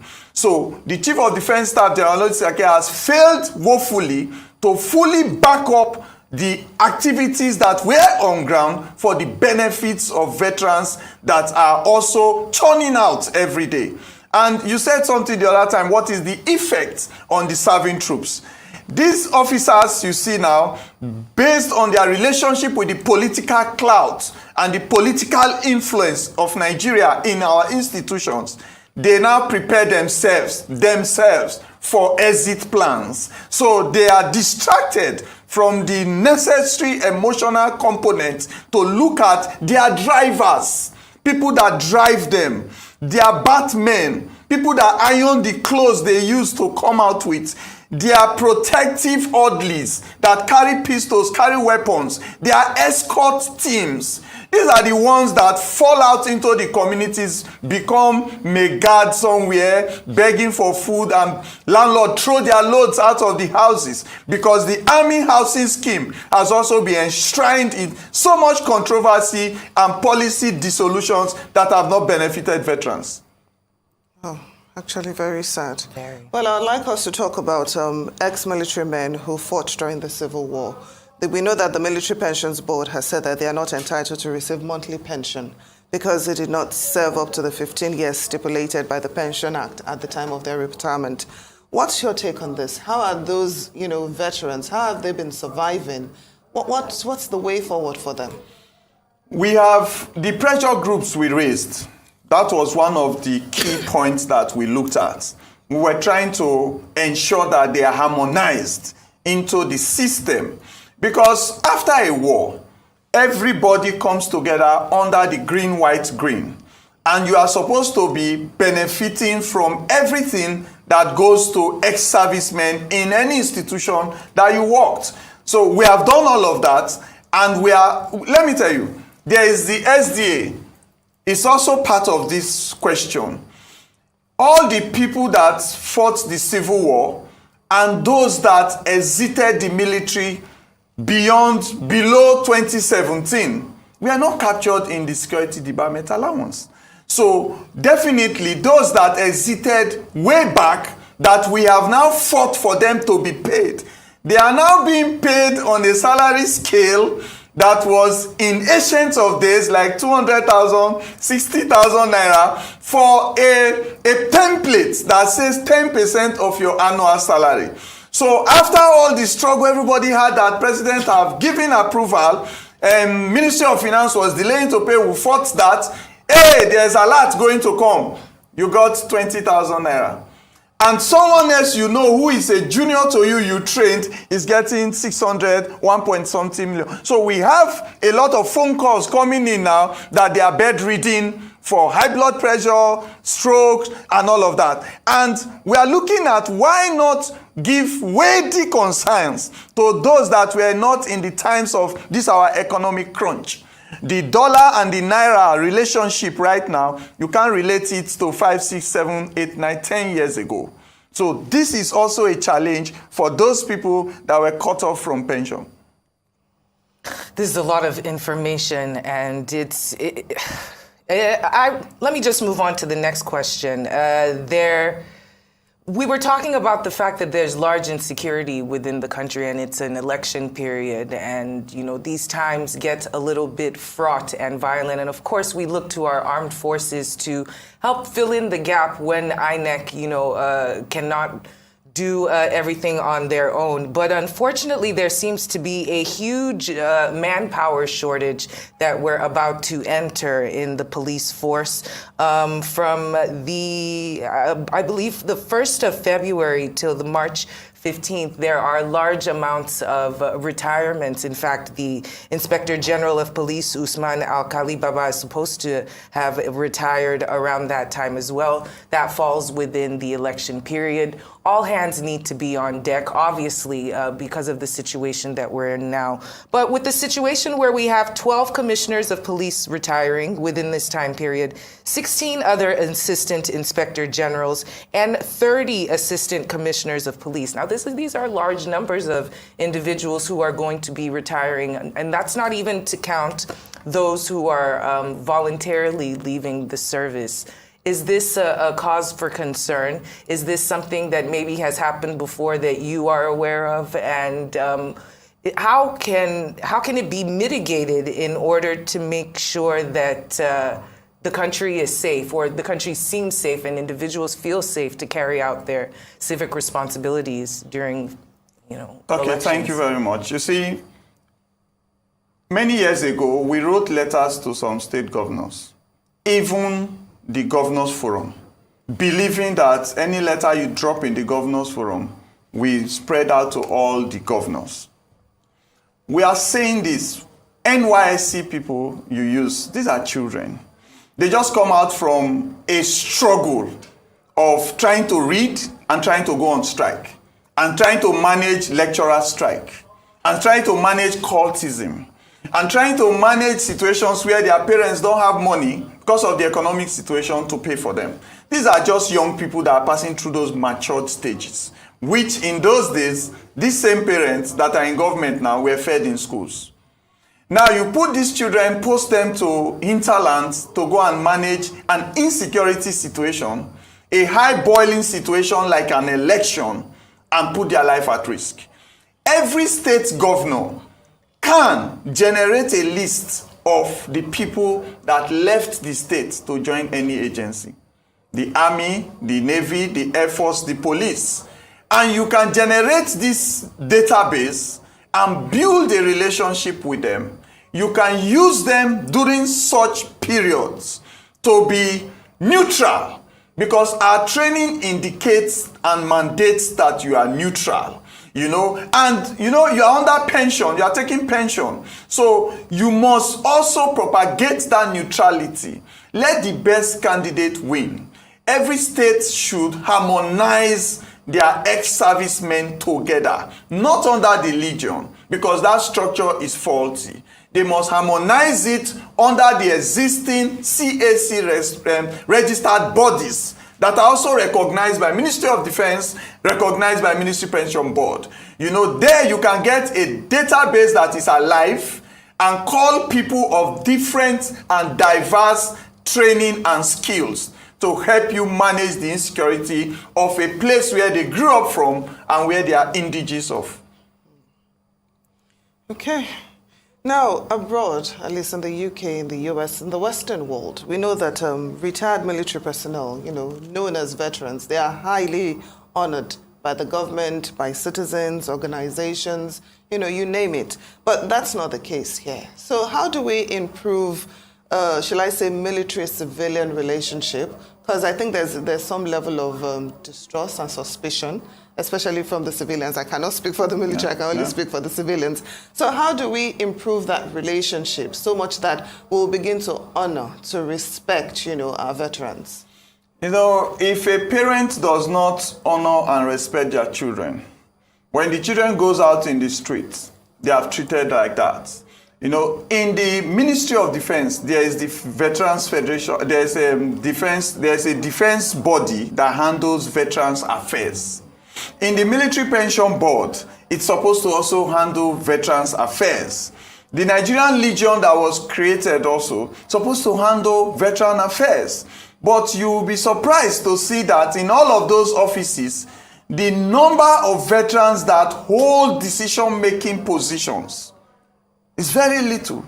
And these positions are where you are supposed to take decision. If I am taking a decision in the Veterans Affairs Department of the Ministry of Defense, most of the budget there would be to enhance community relationship and community cohesion with veteran people. Because when I leave the military and I go to the civilian enclave, I am seen as an outsider first. And I cannot build that rapport if my own agency cannot come and make it a relationship system where you welcome them back. I told people, I said, every state gives letter of identification to every citizen of a state before you join the military. Your local government will give you a letter to show that you are from this place and you are a Nigerian.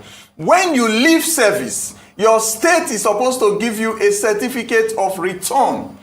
That helps you to come back in a ceremony where people say, oh, I know him. He left in so and so when he was young. So when you come back like that, you relate with the community. And as you are coming back with your skills and your expertise, you will look for areas where it is necessary and needed. Someone called me the other day that they need to train people from their state that the state want to send for recruitment into the armed forces. They need to train the youths to know what they would expect. I asked them, is there no relationship with your government, your governor, and the veteran community in your state? There was none. So these are things that are vital, which you have just mentioned. The Military Pension Board, the Veterans Affairs Department, and all other bodies that handle veteran issues in the Ministry of Defense should have veterans at key offices. In the Ministry of Defense, if you look at the PAMSEC, Dr. Abubakar Kana, you will think he's a veteran. He's so passionate about this thing. He goes with us, leaves his desk, follow us to Ministry of Finance, to Ministry Pension Board, just to try to fine-tune all the gray areas. So veterans must handle their affairs, sit at the desk, and administrate. Does it worry you that this subject has not come up in any of the campaign discussions as it is an election season? None of the parties seem to be discussing veterans affairs. Is this a worry for you? It's not. We are not surprised. Let me tell you why we are not surprised. 2015, when this government was coming on board, the veteran community were happy. Because before then, there was a lot of protests, a lot of inconsistencies. So we now have the Minister of Defense, veteran, the President, a veteran, the National Security Advisor, a veteran. And all of our protests, even the minimum wage disparity protests, they got an alert. So why will they sit in their comfort zone, look at us on the screen, look through their windows, drive by, and see us on the street protesting, and you get an alert for it? What kind of mindset is that? So we are not surprised that over these 8 years, it has been a drag and give situation, because there is no empathy left in such people to see their own community dying every day. Their drivers, their batmen, even those that were senior to me, they still call some of us that God has given grace to say, please, I cannot get my drugs. It's not available in the hospital. Because if you go there, they write 6 drugs for you. Arthritis, liver, and all that are not covered. Even the glasses, you need to pay some money to get a good one. For a veteran that's supposed to be a sniper, be in hazy conditions, your kidney, your liver is not covered by your health care. And these same people are seated in key decision-making positions in a government for 8 years. And the outcome was still to pay an SDA. We don't know how many tranches. They paid 2 tranches. And people are getting less than 20,000, 30,000 naira. You have paid me 2 tranches for a policy that is supposed to debar me from my skills and empower me to start a new lifestyle. So when we look at those that are in authority and those that are also veteran, that get alternative income from the government and taxes that veterans pay taxes. My companies pay taxes. Okay? I have a tax clearance. So it is from it that you travel anywhere you are going to for your medicals or whatever that I cannot get as a veteran. Dr. Roy, Thank you. KDB, this is really heartbreaking. We do hope that those in authority, that they are listening and that they will act on it. We thank you so much for joining us on Newsday. Thank you. You're watching Newsday. More when we return after the break. Please stay with us.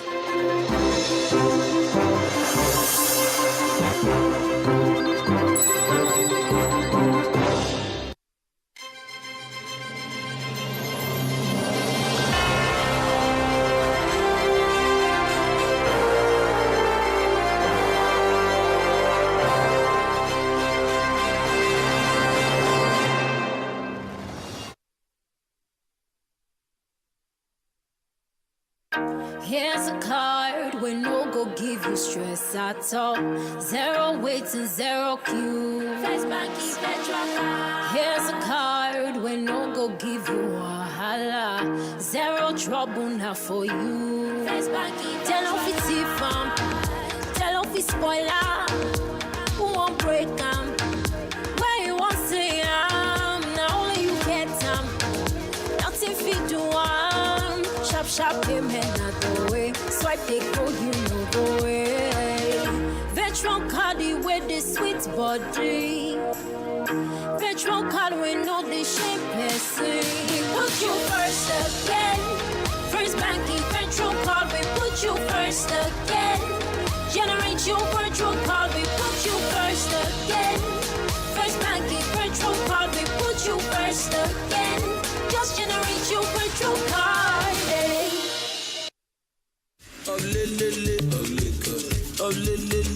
Our music is one of our greatest exports, but our wildlife could be another great industry if we protect it for future generations. Right now, it's threatened by illegal wildlife trade. So please, report wildlife crime and say no to illegal bushmeat. Because poaching steals from us all.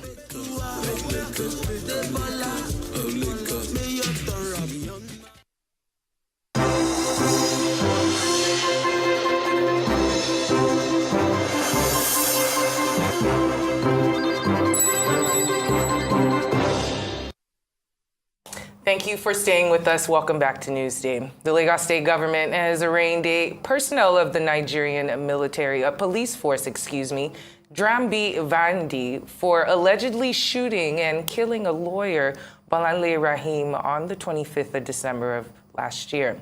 He was arraigned at the Lagos State High Court, sitting at the Tafawa Balewa Square, presided over by Justice Ibironke Harrison, on a count charge of murder to which he pleaded not guilty.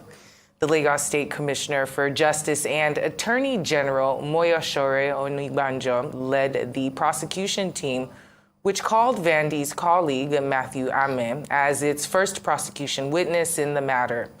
Ahmed told the court that before they set out that fateful day for patrol, their divisional police officer had instructed them to protect lives and property and not to fire any shot except if they were in danger.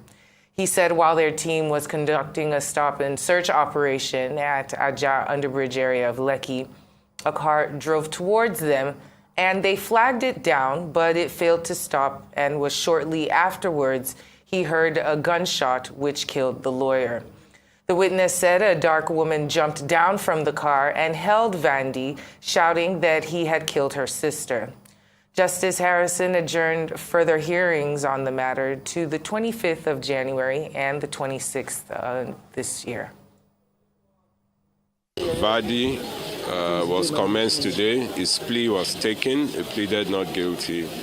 And the state opened his case. We called our first witness, and the cross-examination started. This is in demonstration of the state's resolve that within all our powers, no crime will go unpunished, and that we will bring the full weight of the law to bear on anybody, particularly those who take the lives of our citizens in an unlawful manner. And with the cooperation of the police, we've been able to marshal all that we need, the autopsy report, the statements of all the witnesses. The DPP has been able to give an advice, and as such, we are in court today to put the state's case across, and the defendant also will have his own say, and the court will decide the matter.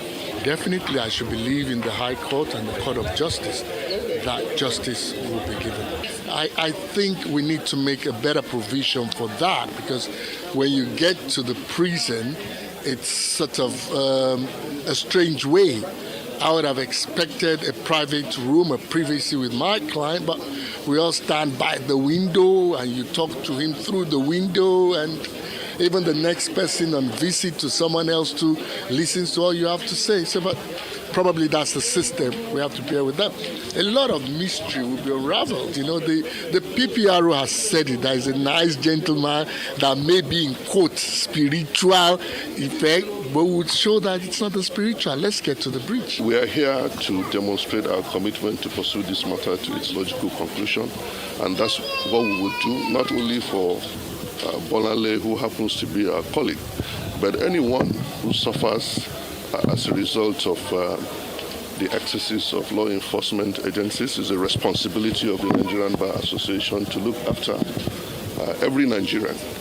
And that's the commitment that we're giving. That is why we're here. We'll continue to do that. Never again would matters like this be swept under the carpet. Under our watch, we will not let it happen. Ahead of next month's presidential election, candidate of the People's Democratic Party, Atiku Abubakar, says a vote for him is a solution to the challenges bedeviling Nigeria.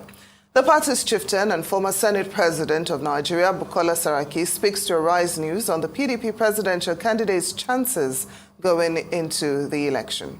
I strongly believe that the 2023 election is a referendum on the performance of APC government and party. And I believe that a country like ours, a very progressive country, a lot of progressive individuals, will never reward failure. The question that Nigerians must ask is, has this government and the party failed or done well in the last 7 years plus? And let's take the indices one by one, because I want to steer on issues and move away on sentiments. In 2015, the promise to Nigerians was that we'll fight insecurity, we would improve the economy, we'll create jobs for the youth. Those were the major issues. In 2015, you can remember very clearly, the insecurity issues in this country was limited to the Northeast. Since then to today, we've seen insecurity in the Northwest. Farmers cannot go to their farm. People are being killed, kidnapped. We've seen herdsmen, farmers clash in the North Central. We've seen the highest level of oil theft in the South. We've seen kidnapping. So on issue of security, they have not performed, they have failed. Let's take the economy. And again, I'm going to take them one by one. And I will challenge you, because we are all well knowledgeable on all these issues. Let's take inflation. Where the inflation level is today, it's about 16%. It was never like that in time of PDP in single digits. We have the highest number of Nigerians below the poverty line, 133 million. It was not like that. Unemployment on that PDP was again about 6-7%. Today it's 33%. Youth probably about 54%. Foreign direct investment, if we're lucky, maybe just about 2 billion compared to 8-9 billion. These are facts we cannot run away from. On the economy as well, exchange rate, 200 naira, official up at 125, parallel market to 230. Today, official 415, something like that. Black market 735. Never been like this. These are facts. When you take all these issues, they have failed. And as they have failed, as a political party, we cannot reward failure. So I don't even think that the race should be about APC. They've had an opportunity to make Nigerians' lives better, but they have not. The question now goes, as you've all asked, who next? Some will say, oh, do we want to go back to PDP? Let's talk about that back to PDP, the PDP days. In the PDP days, as I said, we had insecurity just limited to one part of the country. In the PDP days we're talking about, we had GDP growth of about 6, 7, 8%. Now we're seeing GDP growth probably 2%, less than the population growth.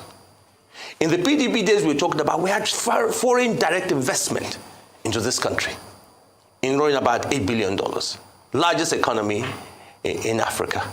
These are the PDP days. Exchange rate was not 700 inch it to 1,000 at a time. These are the PDP days. PDP days, the country was more united. Now, it is normal in democratic settings that the populace has a choice to say, you know, sometimes you get tired of a party and you say, oh, I'm going to try another party. But when the parties fail, you come back to those what they call the good days. And that is what PDP offers under Atiku Abubakar. When you talk about the other parties, with great respect to them, to the individuals, particularly Peter. But again, don't forget that what we run in Nigeria, we run a presidential system. When you go to that ballot box on the day of election, you're voting for party. You don't see Peter, you see a party. Now, a party where from day one, you don't have candidates in all the parliamentary seats. So already from day one, there's recipe for disaster because you know that the executive and the legislature are not going to have a majority. And a lot of people, when you ask them, what is their concern now? They tell you restructuring. These are things that need constitutional review. These are things that need you also to have a majority in the National Assembly. Investors are no longer satisfied with executive orders. They want to see legislation to support investment. And you have been watching Newsday with me, Hawa Mukan. And I'm Temitope Fagbemi. Goodbye and thanks for watching. Global Business Report is next with Oliver McPherson-Smith.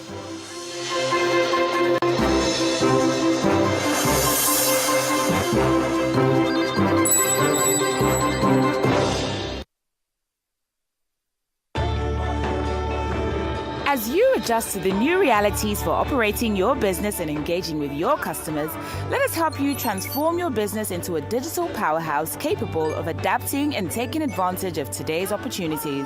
With our best-in-class array of digital solutions, you can conduct your business, receive payments from your customers, and perform transactions quickly, safely, and conveniently, because we've got you covered with the right people, technology, and service offerings.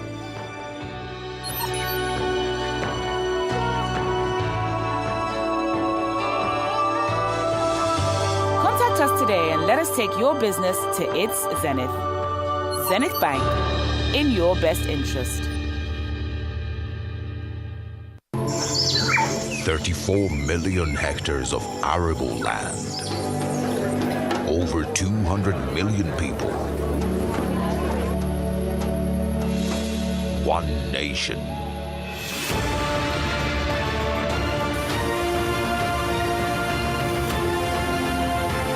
Home to Africa's fertilizer company.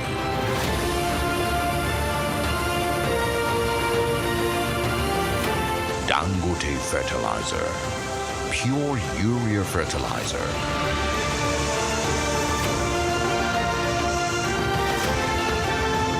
With one single-minded passion to feed Nigeria. Every bag is a potential, an aspiration to turn this green nation into the biggest food basket of Africa. Dangote Fertilizer.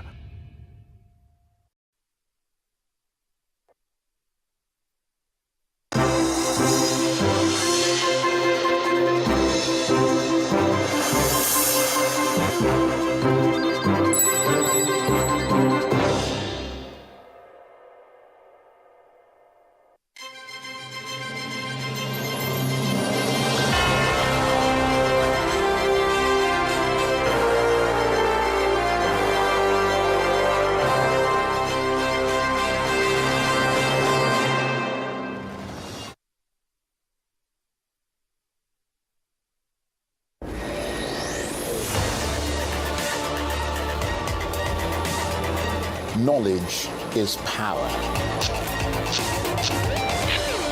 Information is currency. Trust us to tell you what you need to hear. Welcome to the program. You're with Arise News in Nigeria's capital, Abuja. Breaking news, exclusive interviews, unrivaled analysis.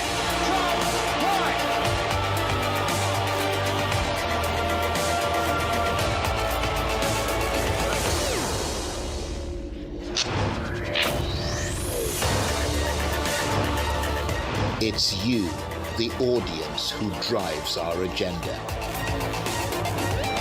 We tell the stories that inform you, the stories that are important to you, and the stories that are about you. We are not every news channel. We are Arise News.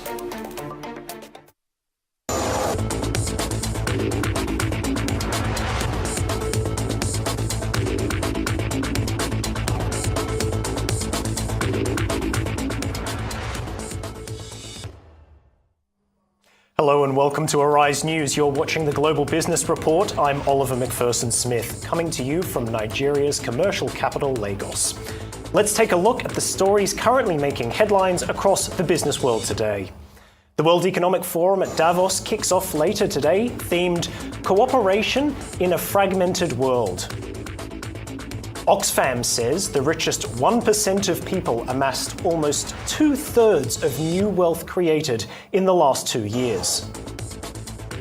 Brexit talks are closing in on a possible customs solution. And here in Nigeria, the Independent Petroleum Marketers Association says the current petrol scarcity may continue until June.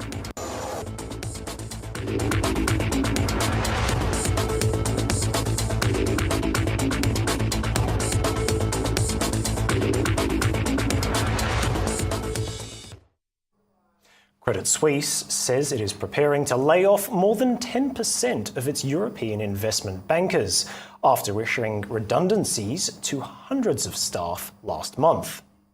The Swiss bank is planning to make widespread layoffs as it pushes forward with plans to sack thousands of workers. In October, the crisis-ridden bank outlined plans to cut 9,000 of its 52,000 workers over the next 3 years as it faces intense pressure to reduce costs. Iranian oil exports hit a new high in the last 2 months of 2022 and are making a strong start to 2023 despite US sanctions. That's according to companies that track the flows, and it's based on higher shipments to China and Venezuela. Tehran's oil exports have been limited since former American President Donald Trump in 2018 exited a 2015 nuclear accord and reimposed sanctions aimed at curbing oil exports and their associated revenue to Iran's government. British and European Union negotiators are closing in on a resolution to end their long-running dispute over post-Brexit trading arrangements in Northern Ireland. After sealing an agreement last week on real-time trade data, the two sides are also nearing agreement on customs aimed at reducing frictions between Great Britain and Northern Ireland since the UK left the bloc. Wholesale prices year-on-year in Germany decreased to 12.8% in December from 14.9% in November of 2022. On a monthly basis, wholesale prices also fell by 1.6% compared to a drop of 0.9% in November. Both monthly and annual wholesale prices change showed prices coming down faster than expected by analysts and will encourage policymakers hoping to see prices decelerating. Germany's Olaf Scholz is the only G7 leader scheduled to attend the World Economic Forum meeting in Davos, Switzerland, as it returns to its usual time slot in January. The event will still be closely watched and packed with some of the biggest names from the worlds of business and finance, politics, media, academia, and civil society. Well, the number of billionaires should be reduced by half by 2030 through higher taxes and other policies to make the world more equal. That's according to Oxfam on Monday, as global elites meet in Davos. The aid group made its plea as the Swiss Alpine Village hosts political leaders, CEOs and celebrities for the week-long World Economic Forum starting today. In a report titled Survival of the Richest, Oxfam said billionaires had doubled their wealth over the last 10 years, with the wealthiest 1% gaining 74 times more than the bottom 50%. The very wealthy have grown richer amid the cost of living crisis sparked by the COVID pandemic and soaring food and energy prices following Russia's invasion of Ukraine, the report said. Well, since 2020, billionaire wealth has surged by $2.7 billion a day, even as inflation outpaced the wages of at least 1.7 billion workers worldwide, according to Oxfam. Virgin Australia could be flying back onto the stock market. Owner Bain Capital said it was looking to relist the carrier. The US private equity firm acquired Australia's second biggest airline in 2020 for close to $2.5 billion. Virgin had gone into voluntary administration after a string of losses. It had been losing money even before the global health crisis decimated air travel. Aviation market conditions have since improved in a big way, and that's after Australia's international and state borders reopened. Now, Bain says it's seeking advice on how to return Virgin to the Australian Securities Exchange, or ASX. Well, for more on this story and many more, let's cross to London, where we are joined by Arise business analyst Bodhi Oshosami. Bodhi, great to see you. The already wide gap between rich and poorer nations is widening, and the richest 1% amass 63% of all the new wealth, according to Oxfam. Can the World Economic Forum that's going on in Davos now do anything about this?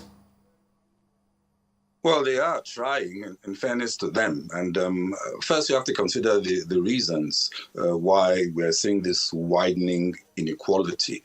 In developed economies, for example, the inequality is worsened by the creeping deindustrialization, weakening economies.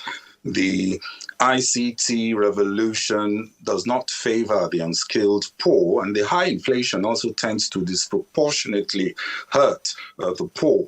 In poorer countries, poor leadership and governance, inadequate investment in education and other human capital factors like healthcare all play a very major role. Unfortunately, the environment of polycrisis, whether it's the COVID crisis, energy supply crisis, rising inflation, food supply crisis, global cost of living crisis, climate crisis, adding to the familiar old challenges like the massive infrastructure deficit, poverty, and tepid growth in developing countries, all of these are straining the fiscal space, especially for poorer countries, making investment and support to alleviate poverty much more difficult. And the richer countries, in fairness to them, are also dealing with geo-economic turmoil in their backyard. So the political will to address income inequality, unfortunately, is missing. And the World Economic Forum, unfortunately, is also likely to be affected by the fragmentation. Apart from attendance, although I understand online attendance is going to be strong, but apart from physical attendance reflecting the geopolitical cracks, political leaders may also not like the optics of dining with billionaires with the backdrop of turmoil and the cost of living crisis tormenting the poor back home. So the forum may not be the right one to address this issue. So in many ways, the WEF is hobbled. But the most influential businessmen in the largest economy in the world will be there. JP Morgan Chase CEO Jamie Dimon, BlackRock Larry Fink, and Steve Schwarzman of Blackstone and Michael Bloomberg, all looking for new converts for a more progressive stakeholder capitalism. But the sheep do not trust the wolves to rewrite the rules. I'm sure you understand that. So the theme, cooperation in a fragmented world, is very apt. Finding solutions that work for all will require fresh thinking and the courage, of course, to listen to all communities. And there are themes like how to foster a more effective energy transition. Of course, you have challenges of energy access inequality. Another theme, shaping a new era of public-private cooperation into investment in new technologies with challenges of massive digital divide when you look at developing versus developed economies. And then tooling populations with the right skills and helping the labor market embrace the increased pace of technology adoption with high, of course, illiteracy in developing economies. My experience, having been at Davos, is you have good intentions, a wide array of relevant topics, discussions, perspectives, and views, but too many people talking from their expert silos and perhaps less follow-up action, especially where policymakers are absent or at best distracted. But we should also ask Simon Oliver, why is the world more fragmented? What are we doing wrong? Do we need to rethink the institutions? After all, World War II ended almost 80 years ago. Let me end, however, by saying when the richer West take an interest in poorer nations, it's always laced with complex political agenda. I'll give an example. Janet Yellen is soon to visit Senegal, Zambia, and South Africa. They're touting investments in infrastructure, metals, electric vehicle, batteries, and renewable power. But they will also be enticing these countries away from China and persuading them to take a more robust line against Russia. And the view I have is that Africa does not want to sell metals. It needs to make and export chips and electronic batteries. Africa does not need to be wedded to any superpower. It needs much faster economic growth. It needs to eradicate poverty and disease and feed its hungry populations, whichever help and wherever the help is going to come from. So my sense is there are interesting topics. One I'm really watching is on January the 19th, Reigniting Growth in Africa. That's a discussion on policy actions to enhance economic diversification and unleash the private sector's massive potential in Africa. But I'm sure you know, to eradicate poverty in Africa, Africa needs more inclusive economic growth. We're talking of GDP should be really over 6%. World Bank is projecting 3.6% in sub-Saharan Africa, for example, way too low. But again, we hope policy leaders will also be paying attention. Well, we'll definitely be watching that session later in the week here on Arise. So let's move from Switzerland to Germany. We got Germany's wholesale prices for December. Dare I say it, is this a good sign? Well, it has to be. Wholesale prices is a leading indicator of lower inflation. That means it's one of the things that would lead maybe next month or the following month to lower consumer price inflation. But having said that, already we're seeing a lot of optimism in the sense that lower inflation means better economic performance. The main German stock index, that's the DAX as we speak, is up 0.32%, which isn't bad given the challenges they had at the beginning of the year. Wholesale price inflation was up 12.8% in December of 2022, the lowest reading since as far back as August of 2021, from 14.9% in November. Wholesale price growth peaked in April with a 23.8% year-on-year increase. But I think the bottom line is energy prices are going down thanks to government subsidies, and new gas caps will also roll in. But is this sustainable, especially if the crisis in Ukraine is not resolved? So far, so good. ECB has been saying it's still quite uncertain as far as the inflation trajectory is concerned. Lagarde will be speaking at World Economic Forum. I'm sure she'll have a view here. But surveys show that we should expect two 50 basis point hikes at the February and March ECB meetings, followed by a 25 basis point hike maybe in May or June. But as you and I know, that could change as the data comes in.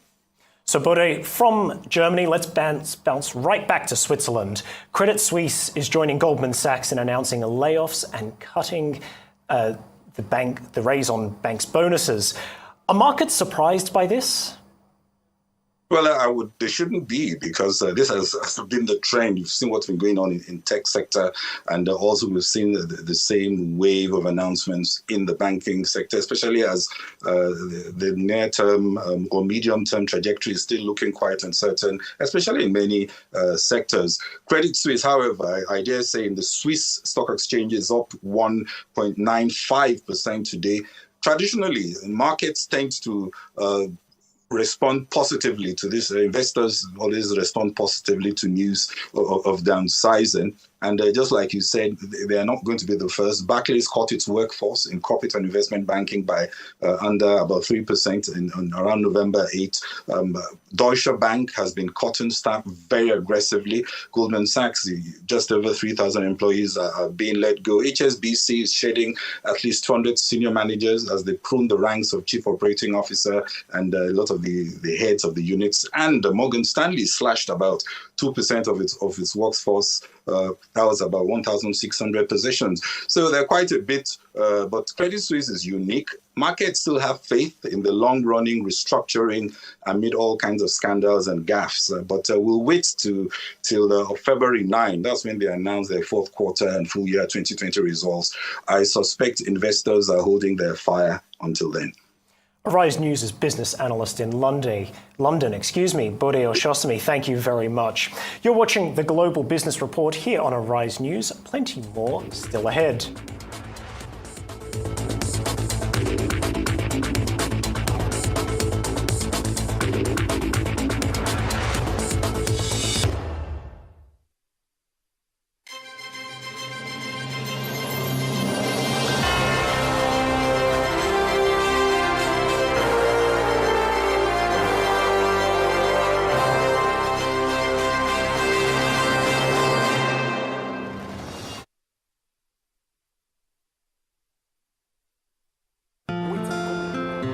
I've been running my business on my own, trying my best to get it to the next level, but I really need some help to get ahead. I know just what to do, I'll vault it for my loans, overdraft, step by step to my dream business, we vault. Salary earners, entrepreneurs, get your loans with no collateral. Quick sign up, zero paperwork, step by step to your dream business with Vault. Vault is available to individuals, SMEs, and corporate customers. Download Vault by Polaris Bank from the Google Play Store or Apple App Store to get started today.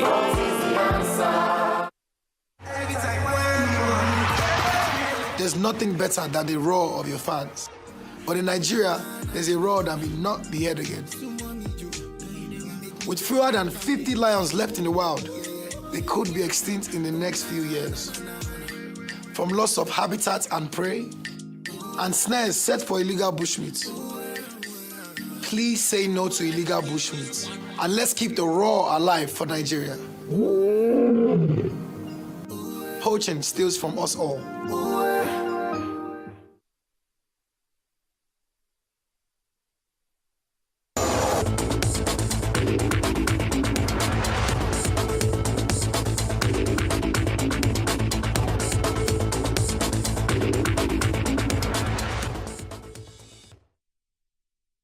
Welcome back to the Global Business Report here on Arise News. French government spokesman Olivier Véran has announced the start of a fuel allowance which replaces the rebate at the pump. The €100 allowance will be available to 10 million low-income households. Today marks the start of the possibility for the French to claim the famous fuel allowance which replaces the rebate at the pump. This aid concerns all French people who use their vehicle for daily work. It allows all French people who receive an income slightly above the minimum wage for a single person in 2021, but which takes into account the composition of the family, that is to say, for a couple with 2 children, that's almost up to €4,000 net income, to claim this allowance. It is individual, meaning that the 2 members of the same household, if they each have a vehicle, can apply for this exceptional aid and each receive €100, i.e. €200 for the household. Today marks the start of the possibility for the French to claim the famous fuel allowance which replaces the rebate at the pump. This aid concerns all French people who use their vehicle for daily work. It allows all French people who receive an income slightly above the minimum wage for a single person in 2021, but which takes into account the composition of the family, that is to say, for a couple with 2 children, that's almost up to €4,000 net income, to claim this allowance. It is individual, meaning that the 2 members of the same household, if they each have a vehicle, can apply for this exceptional aid and each receive €100, i.e. €200 for the household. Well, it's day 1 of the World Economic Forum taking place in Davos, Switzerland. Leaders from around the world have flown in for the annual summit. Arise business correspondent Rotus Adiri is there, and he has a roundup of what is to be expected this week. We are in snowy Switzerland for Davos 2023, the 53rd annual Forum of the World Economic Forum, where a number of issues are going to be discussed, chief of which, are we heading for a global recession? This particular World Economic Forum comes at a crucial time where it is being predicted that a global recession is on its way. The International Monetary Fund, the World Bank have slashed growth projections, economic growth projections for pretty much every region around the world. There's about 2,700 leaders that will be converging on Davos this year. 370 of them will be world leaders. About 190 of them will be business leaders. Actually, 1,500 of them are expected to be business leaders, 90 of them innovators, about 19 central bank governors, trade ministers. A whole lot is going to be discussed. Trade, for instance, the Director General of the World Trade Organization, Dr. Ngozi Okonjo-Iweala, is going to be talking about trade here. You've got Christine Lagarde, the central bank, the chief president of the European Central Bank, talking about interest rates.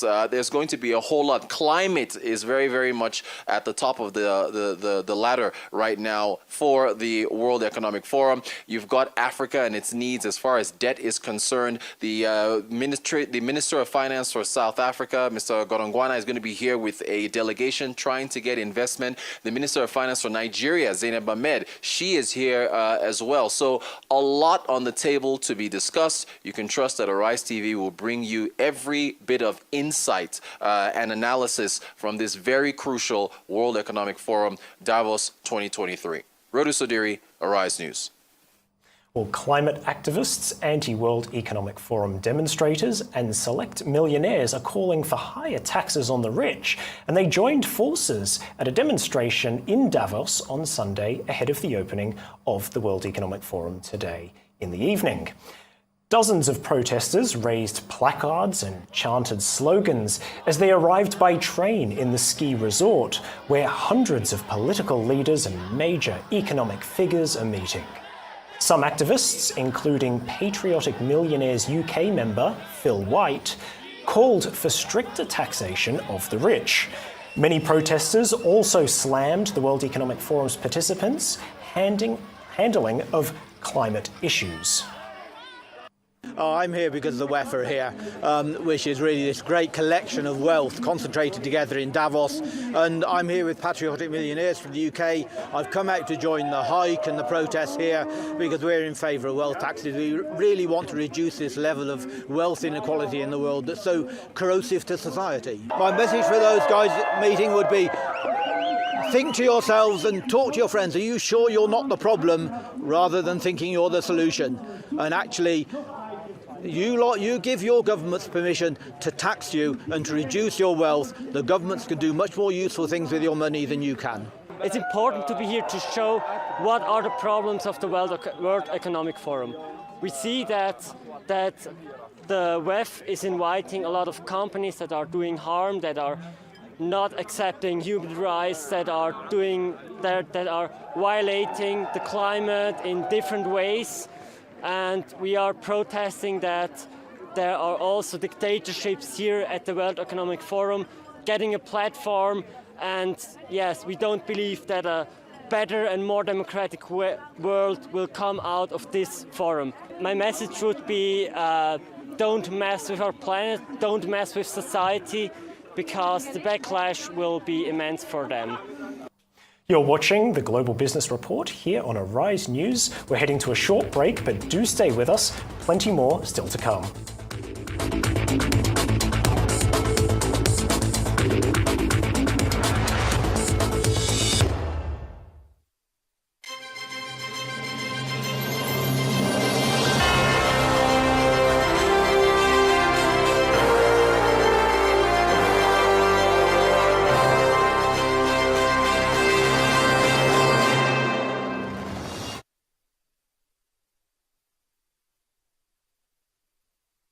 In 1894, our first branch opened in Lagos, Nigeria. And we took our place in this new land brimming with possibilities and surprises. Take Kano, for instance, where the city's wealthiest trader made his first deposit. 20 bags of silver arriving on camelback. Aren't you glad that we offer online banking today? Expanding across the West African sub-region and beyond, our early presence made it possible for all hardworking Africans to build great things. So is it any wonder that not one, but two first bankers have gone on to become Nigeria's central banker? We are intricately woven into the fabric of society, supporting polo for over 100 years and pushing the limits of athletic performance. Rooted in tradition, but constantly leaning forward into the future. Are you coming? You first Bank. My brother, my sister, do you know that winning an election is not only about getting the majority vote? For that your candidate to be declared winner of the election, he or she must secure 25% of the vote in 2/3 of all states, plus the FCT to be president, and 25% of the vote in 2/3 of all local governments of a state to be governor. This is constitutional, and every presidential candidate has had to pass this threshold. Even governors have had to make this mark to get elected in their states. We live in one country with different languages, religions, and ethnic groups. This is why it is not enough to have only northern votes, or southern votes, or eastern votes, or western votes. The only way to get elected as president or governor is by gaining enough support across the country and states. Let us make sure that we know now, so that we don't cause an issue tomorrow. This message is brought to you by the Center for Democracy and Development, CDD, with support from the Foreign, Commonwealth and Development Office, FCDO. As you adjust to the new realities for operating your business and engaging with your customers, let us help you transform your business into a digital powerhouse capable of adapting and taking advantage of today's opportunities. With our best-in-class array of digital solutions, you can conduct your business, receive payments from your customers, and perform transactions quickly, safely, and conveniently, because we've got you covered with the right people, technology, and service offerings.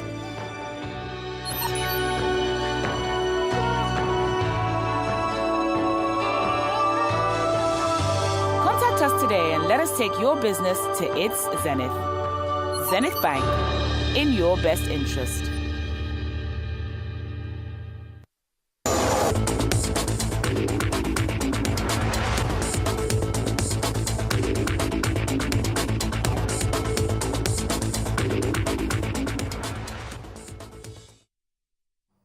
Welcome back to the Global Business Report here on Arise News.